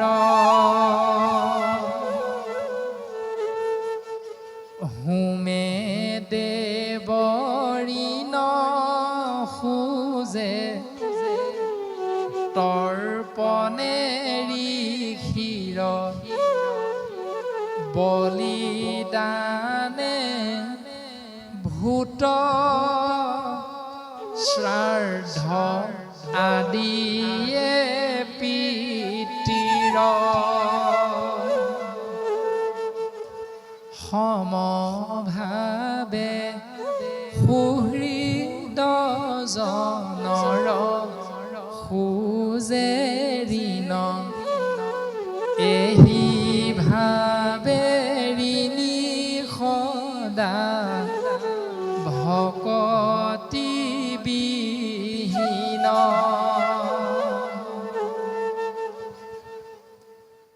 আমাৰ যে কন্যাগৰাকী বিয়া দি উলিয়াই দিবলৈ যাওঁতে হোম যজ্ঞ কৰে, এইটো দেৱতা ঋণৰ পৰা মুক্ত হৈ থাকিবৰ বাবে এই নিয়মটো পালন কৰা যায়।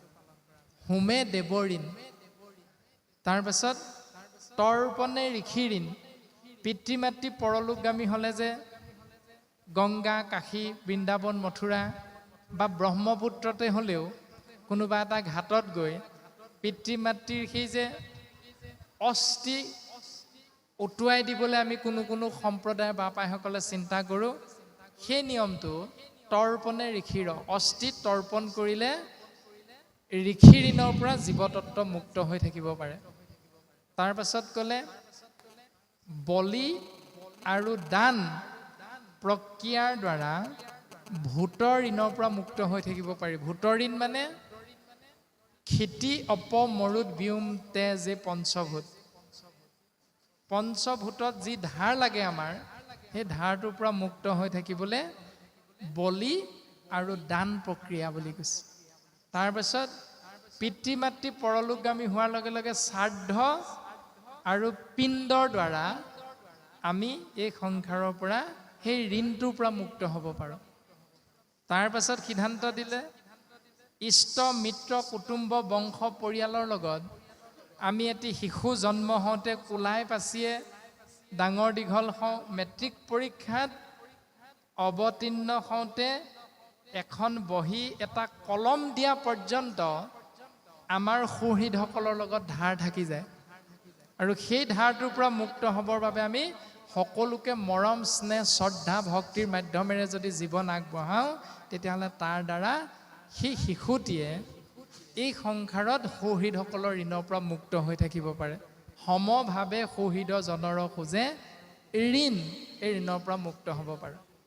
এতিয়া ভাগৱতে সিদ্ধান্ত দিলে এহিভাৱে এনেকৈ ঋণী সদা প্ৰত্যেক দিনাই ঋণী হৈ থাকিব লগা হয়, ভকতিবিহীন, যদি তুমি ভক্তিক আশ্ৰয় কৰা নাই, তেতিয়াহ'লে 5টা যজ্ঞ তুমি নিতৌ কৰি থাকিলেও তুমি সেই ধাৰকেইটাৰ পৰা মুক্ত হ'ব নোৱাৰা। এতিয়া কৰিম নে নকৰিম? এতিয়া শাস্ত্ৰইতো নোৱাৰা বুলিহে ক'লে, এতিয়া আমিতো কৰিয়ে আছোঁ। এতিয়া গুৰুজনাই খুব সুন্দৰভাৱে উপদেশ দিছে।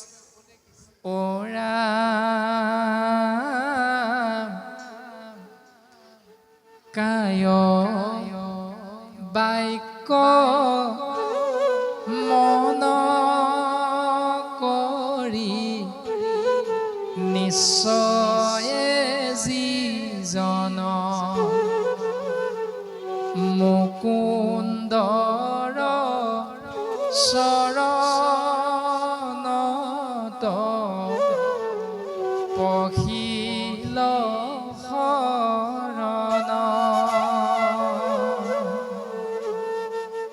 কায়ৰ দ্বাৰা, বাক্যৰ দ্বাৰা, মনৰ দ্বাৰা আমি য'তেই শৰণ নলওঁ কিয়, আউনীআটী সত্ৰই হওক, শ্ৰীমন্ত শংকৰদেৱ সংঘৰ শৰণাচাৰ্যৰ ওচৰতে হওক, আমি যেতিয়া শৰণ গ্ৰহণ কৰিম, আমাক আচাৰ্যসকলে শিকাই দিয়ে, তুমি শৰীৰৰ দ্বাৰা ঈশ্বৰৰ শৰণ ল'বা, অৰ্থাৎ দণ্ডৱতে সেৱা ল'বা। দণ্ড মানে লাঠি, ৱতে মানে পৰি থকা। এডাল লাঠি যেনেকৈ মাটিত পৰি থাকে, গৰাকীয়ে যেতিয়ালৈকে লাঠিডাল তুলি নানে তেতিয়ালৈকে লাঠিডাল তেনেকৈ পৰি থাকিব, লৰচৰ নহয়। ঠিক তেনেকৈ শৰীৰটোৱে ঈশ্বৰত তেনেকৈ শৰণ ল'বা, বাক্যৰ দ্বাৰা, মনৰ দ্বাৰা। মনত সুদৃঢ় বিশ্বাসটো ৰাখিবা যে ৰাখে হৰি মাৰে কোনে, মাৰে হৰি ৰাখে কোনে। প্ৰমাণ কোনে দিলে? বোলে মাতৃৰ গৰ্ভতে প্ৰহ্লাদে ৰাম নাম পালে না, হৃদয়তে থলে। পঞ্চবয়সতে প্ৰহ্লাদে ৰাম নাম গালে, বান্ধো হৰি নাম গালে। অহুনি দৈত্যপতি দিলে নানান শাস্তি, ৰাখে হৰি মাৰে কোনে, মাৰে হৰি ৰাখে কোনে। হাতীয়ে গছকাইছে, প্ৰহ্লাদে ৰাম কৃষ্ণ হৰি বিষ্ণু। হাতী উভতি গৈছে, হাতীয়ে খুচিছে, দাঁত ভাগি গৈছে। জুইৰ ওপৰত কেৰাহী বহুৱাই তপত তেলত প্ৰহ্লাদক বহুৱাই দিছে। ৰাম নাম আশ্ৰয় কৰিছে, গৰম তেল ঠাণ্ডা হৈ গৈছে। জুইৰ ওপৰত পোনে পোনে বহুৱাই দিছে, জুই নুমাই গৈছে। ওখ পৰ্বতৰ পৰা প্ৰহ্লাদক পেলাই দিছে। ৰাম কৃষ্ণ হৰি বিষ্ণু, সুদৃঢ় বিশ্বাস, একো হোৱা নাই। বিষাক্ত সৰ্পৰ গাঁতত পেলাই দিছে, একো হোৱা নাই। সুদৃঢ় বিশ্বাসে মনৰ দ্বাৰা ঈশ্বৰত আপুনি মই শৰণ ল'ব লাগিব, প্ৰহ্লাদৰ ভকতি। তাৰপিছত বাক্যৰ দ্বাৰা ঈশ্বৰত শৰণ ল'বলৈ কৈছে। সত্য, প্ৰিয় আৰু হিত, এই 3টা ধৰ্ম বাক্যত থাকিব লাগিব। যি কম ই সত্য হ'ব লাগিব। কেনেকৈ কম? শ্ৰোতাসকলৰ প্ৰিয় হ'ব লাগিব। কি কম? এনেকুৱা হ'ব লাগিব যিখিনি শুনাৰ লগে লগে মধুৰ হ'ব আৰু লগে লগে শুনা কথাখিনিৰ পৰা আমাৰ সমস্ত জনাৰে মংগল সাধন হ'ব লাগিব, হিত সাধন হ'ব লাগিব। সেইকাৰণে বাক্যত এই 3টা ধৰ্ম থকাটো অতীৱ প্ৰয়োজন। এনেকৈয়ে কায় বাক্য মন কৰি নিশ্চয়ে যিজন মুকুন্দৰ চৰণত পখিল শৰণ, তাৰ ঋণ খোজা সবে গৈল সমস্তৰ, নকৰিও ঋণী আৰ নুহি সিটো নৰ। সেইজন মনুষ্যই পঞ্চযজ্ঞ নকৰাকৈ 5টা ধাৰৰ পৰা অনায়াসে মুক্ত হৈ থাকিব পাৰে। এতিয়া কোনটো কৰিম আপুনি আমি? শাস্ত্ৰইতো এই বুলিহে আমাক ক'লে। গতিকে শাস্ত্ৰই যিটো কৈছে আপুনি আমি সেইটো কৰিম, কিন্তু সেইটোকে নকৰি আমি কি কৰি থাকো? অ ৰামে দিন ভৈলে ধন কুটুম্বৰ চিন্তা কৰো, নিদ্ৰা স্ত্ৰী আলাপনে ৰাত্ৰি আয়ু হৰ। অ ৰামে মিছা বিষয়ক মাত্ৰ কৰে অভিলাষ, সি হেতু নেদেখে নৰে আপোন বিনাশ।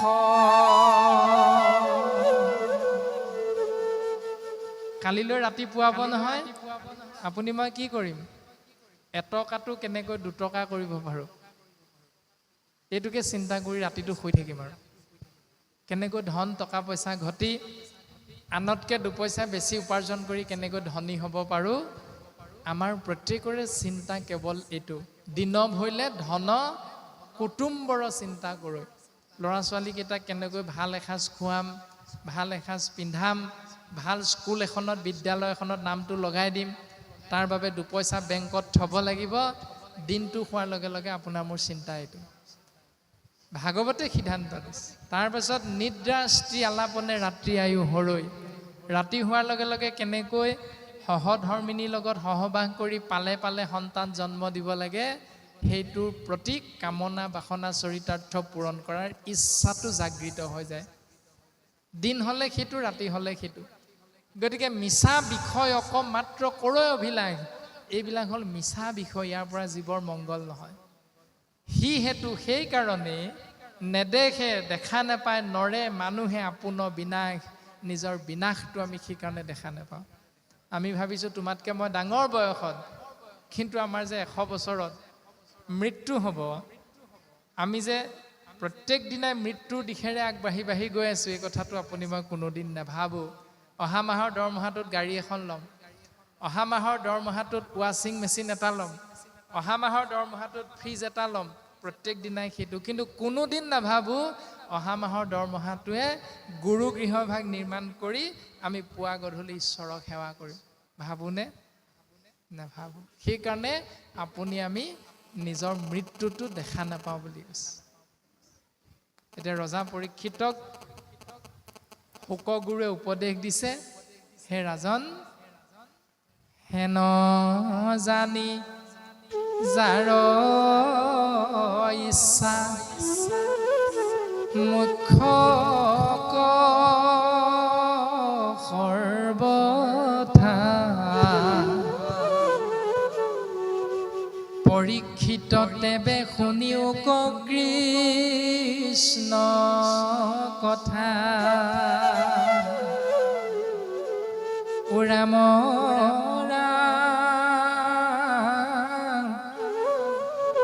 দিবে চিত্ত কৃষ্ণ গুণ নাম কীৰ্তনত,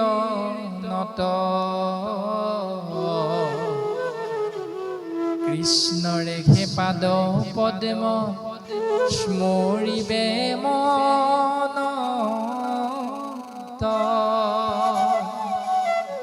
অ ৰাম নাৰায়ণ স্মৰণে হে পৰম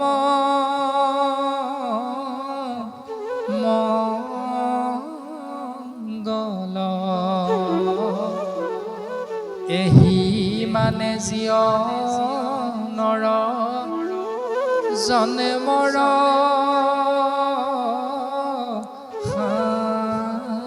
ফল।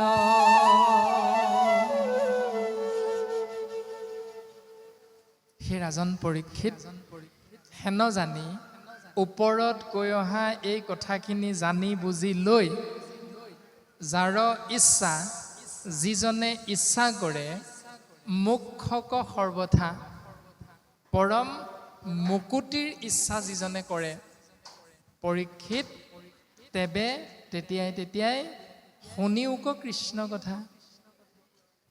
কেৱল কৃষ্ণ নামটো আশ্ৰয় কৰিব লাগিব। আৰু যদি মোক্ষ প্ৰাপ্তিৰ ইচ্ছাটো নাই, তেতিয়াহ'লে যি কৰে সেইজনৰ নিজৰ নিজৰ কথা, ক'ব লগা একো নাই। ভাগৱতেও কোৱা নাই। ভাগৱতে সিদ্ধান্ত দিছে, যদি তোমাৰ মোক্ষ প্ৰাপ্তিৰ ইচ্ছা, তেতিয়াহ'লে তুমি কৃষ্ণ নামটো আশ্ৰয় কৰিব লাগিবই। যিহেতু নাৰায়ণৰ নাম স্মৰণ কৰা মাত্ৰেই জীৱৰ মংগল, আৰু সেইটো জীৱৰ জীৱনটোৱে হ'ল জন্ম ধৰাটো সম্ফল বুলি কৈছে।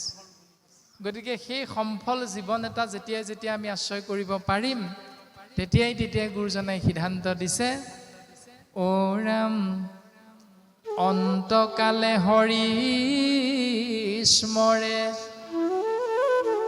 যিটো ভাগ্যৱন্ত তাহাৰ মহিমা কহি কোনে পাৱে অন্ত।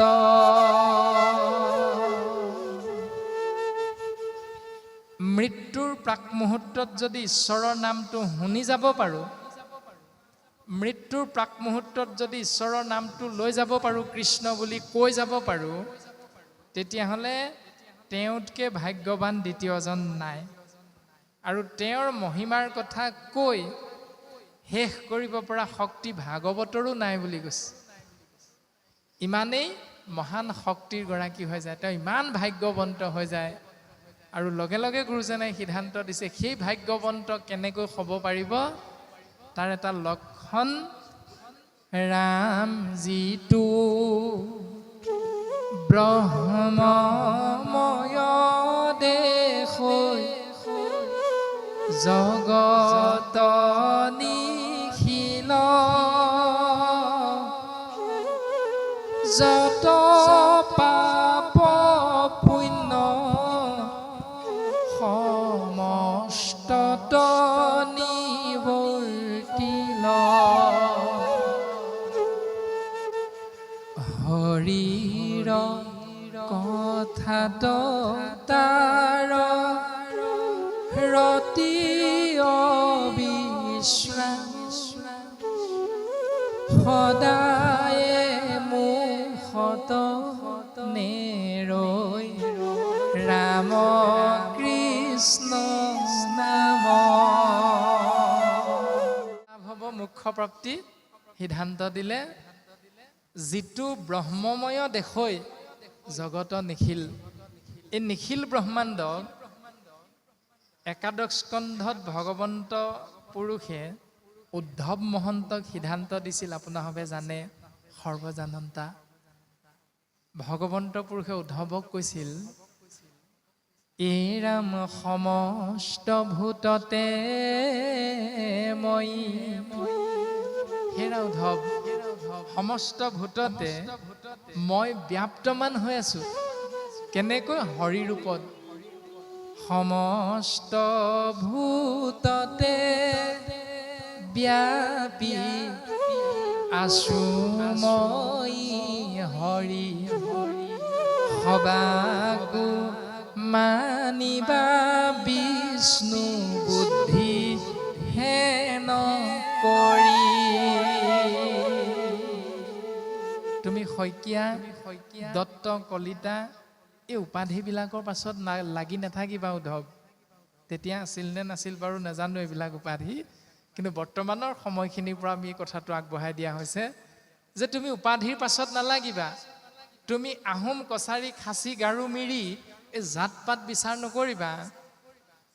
যেতিয়াই তুমি এজন শৰীৰধাৰী জীৱতত্ত্বক লগ পাবা, তেতিয়াই তুমি বুজি পাবা সমস্ত ভূততে মই ব্যাপ্তমান হৈ আছো হৰি ৰূপত। সেইকাৰণে উদ্ধৱ, তুমি সমস্তকে কি কৰিবা? কুকুৰ শ্ৰীগাল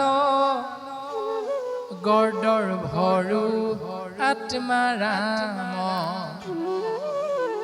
কুকুৰ, শিগাল, গৰ্দৰ্ভ মানে গাধ, সবাকো সমস্তৰ ভূততে মই যিহেতু ব্যাপ্তমান হৈ আছো, সকলোকে তুমি কি কৰিবা? তুমি সেৱা নিবেদন কৰিবা। কুকুৰৰ চিগাল গৰ্দৰ ভৰু আত্মা ৰাম, সমস্তৰ আত্মা হলো মই ৰাম তত্ত্ব। এই সত্যটোক উপলব্ধি কৰি তুমি সমস্তৰে চৰণত সেৱা নিবেদন কৰিবা। ব্ৰাহ্মণৰ চাণ্ডালৰ নিবিচাৰি কুল, দাতাত চুৰত যেন দৃষ্টি একতুল। এজন ব্ৰাহ্মণ, এজন চুৰ, এজন দানী, দাতা, এই ভাগ ভাগকে তুমি দৃষ্টি নিক্ষেপ নকৰিবা। তুমি সমস্তৰ প্ৰতি বিষ্ণু জ্ঞান কৰিবা। কাৰণ মই সমস্ত ভূততে ব্যাপ্তমান হৈ আছো। যদিও সমস্ত ভূততে ভগৱন্ত ব্যাপ্তমান হৈ আছে, আপোনাৰ মোৰ মনত কিয় সকলোৰে প্ৰতি ঈশ্বৰ জ্ঞানটো নাহে? ভগৱন্ত সকলোতে আছে, কিন্তু ঈশ্বৰ জ্ঞানটো সকলোৰে প্ৰতি আমাৰ নাহে কিয়? এইটোক দেখিবলৈ মন নাযায়, ভাৱনাটো আহি যায়। এইটো সদায় সদায় আমাৰ ঘৰলৈ কেলে আহি থাকে জানো? খাবৰ সময়তে ওলাই আহি এই ভাৱনাটো আহি যায়। কিয় আহে? গুৰুজনাই খুব সুন্দৰভাৱে সিদ্ধান্ত দিছে আমাক। বোলে সমস্ত কাষ্ঠতে অগ্নি আচন্ত বিয়াপি, ও ঘড়ীখন বিনে তাংক নেদেখে কদাপি,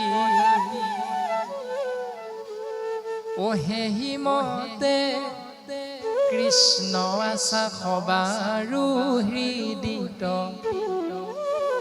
ভকতি নভৈলে জানা নোহন্ত বেকত। প্ৰত্যেকজোপা গছতেই, প্ৰত্যেকডাল খৰিতেই, কাঠতেই অগ্নিতত্ত্ব আছে, কিন্তু ঘৰখন নকৰিলে অগ্নি প্ৰকাশমান নহয়। ঠিক তেনেকৈ প্ৰত্যেকৰে হৃদয়ত কৃষ্ণ তত্ত্ব আছে, এইটো সত্য। কিন্তু ভক্তি নহ'লে ঈশ্বৰ উপলব্ধি নহয়। এতিয়া ভক্তি কৰিলোঁ নহয়, ভক্তি কৰি আছোঁ নহয়। এতিয়া আমি যদ্যপি ভকতি নৱবিধ মাধৱৰ, শ্ৰৱণ কীৰ্তন আতি মহাশ্ৰেষ্ঠতৰ। ভগৱন্তৰ কৃপা লাভৰ বাবে 9টা পথ গুৰুজনাই দেখুৱাই থৈ গৈছে। শ্ৰৱণ, কীৰ্তন, স্মৰণ, অৰ্চন, বন্দন, পদসেৱন, দাস্য, সখিত্ব, আত্মনিবেদন, এইবিলাক কৰি আছোঁ। কিন্তু শইকীয়াক মাতিছা নি বোলে মাতিছোঁ, তেওঁ আহিলে হ'লে মই তোমালোকৰ ঘৰত নামলৈ যাব নোৱাৰোঁ। 9বিধ ভক্তিৰে ঈশ্বৰক সেৱা কৰিছোঁ, শৰণ ল'লোঁ, ভজন ল'লোঁ, ভক্তি কৰিছোঁ, সদাচাৰী হ'লোঁ, অথচ শইকীয়াৰ প্ৰতি ঈশ্বৰ ভাৱটো নাই। কিয়? গুৰুজনাই সিদ্ধান্ত দিছে সুন্দৰভাৱে। অ ৰাম ভকতিৰ বীজ শৰণে সে নিজ, প্ৰেমানন্দ তাৰ ফল, শৰণ বিনাই ভকতি কৰয়, এৱা ঘতৰ যেন জল। বোলে বাপ মই শৰণ ললো নহয়, বোলে বাপ মই ভজনো ললো। কেতিয়া জানানে? বোলে 2000 চনত। এতিয়া যে 2026 চন, 26 বছৰ হ'ল। ই মই 1985 চনতে ললো। কিমান বছৰ হ'ল? 42 বছৰ হ'ল। তোমাতকে মই 15 বছৰমান ডাঙৰ। প্ৰশ্নটো হ'ল তুমি কিমান চনত শৰণ ললা, ভজন ললা, এইটো ডাঙৰ কথা নহয় নহয়। গুৰুজনাই সিদ্ধান্ত দিছে নামঘোষা শাস্ত্ৰত, আমি সকলোৱে জানো। ওৰা হৰিত শৰণ লয়া যিটো জন,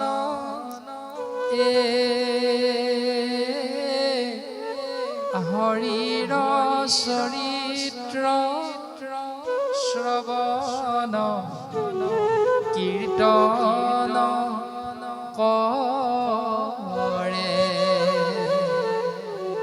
দুৰ্ঘোৰ পাৰ সংসাৰ সাগৰ, অহিতু মহাজনে আতি মহাহুখে, তৰে ৰাম সিতু মহাজনে আতি মহা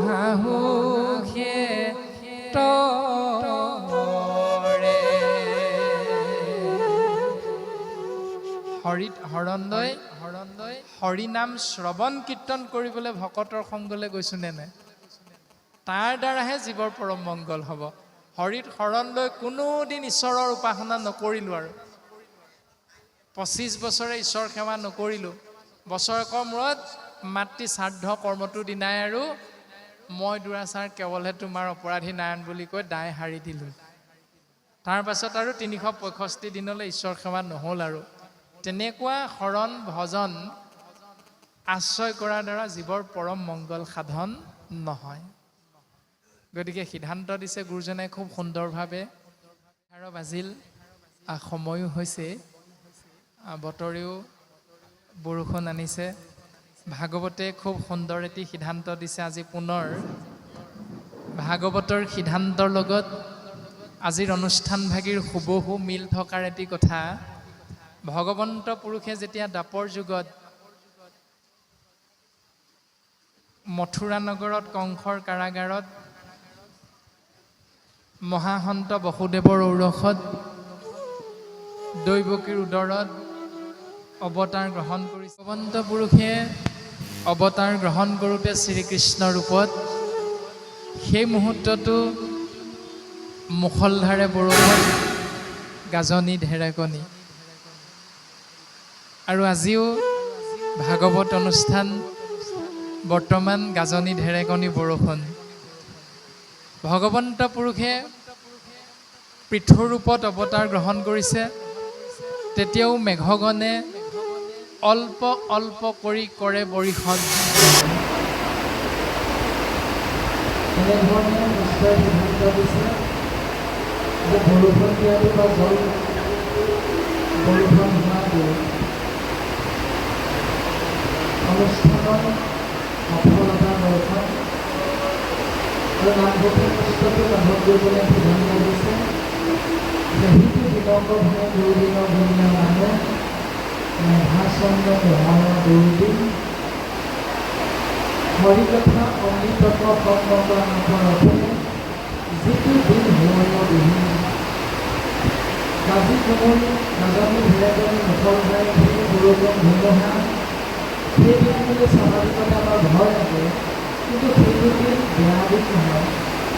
গুৰুজনে সিদ্ধান্ত দিছে হৰিকথা অমৃতক সম্পৰ্কৰ আলাপৰ ৰথে ঈশ্বৰৰ কথা শ্ৰৱণ কীৰ্তন কৰিবৰ বাবে যিটো দিন আমি ভকতৰ সংগ্ৰাম নাপালোঁ, সেইটো দিনে মনুষ্য জীৱনৰ আটাইতকৈ বেয়া দিন।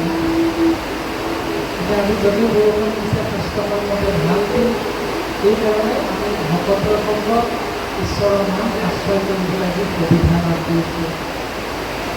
3 অৱতাৰত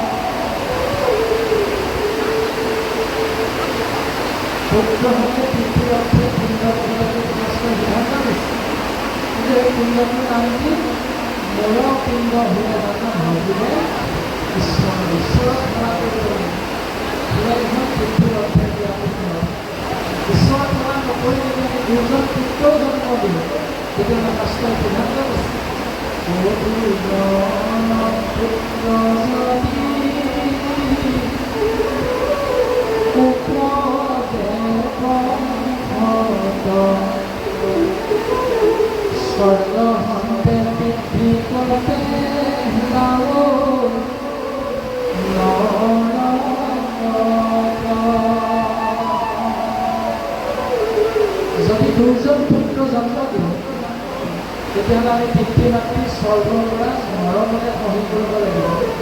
আৰু অন্যহাতে বিভিন্ন প্ৰহ্লাদত কৈছে বোলে তই বৈষ্ণৱ পুৰুষ ভূমিকাৰ একৈশ পুৰুষ উদ্ধাৰ কৰি তাৰ পৰিষ্কাৰ বৈষ্ণৱ পুত্ৰ বংশত জন্ম হ'ব এই বংশৰ 21 পুৰুষ পৰ্যন্ত উদ্ধাৰ হ'ব পাৰে।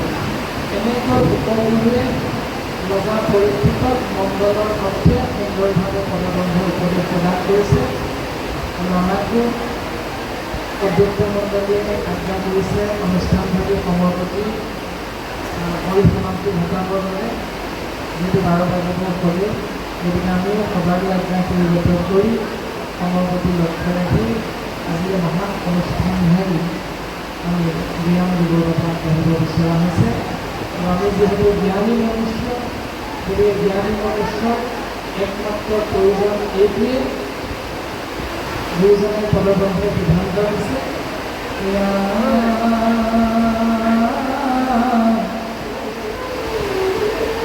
জ্ঞানী মনুষ্য এহি মানে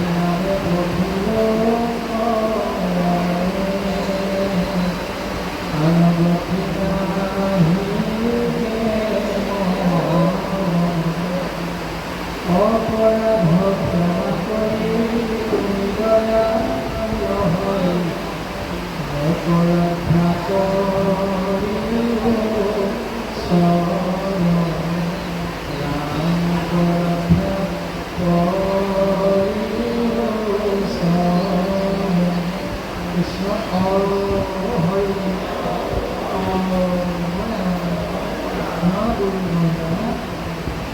শ্ৰীমন্ত হৰি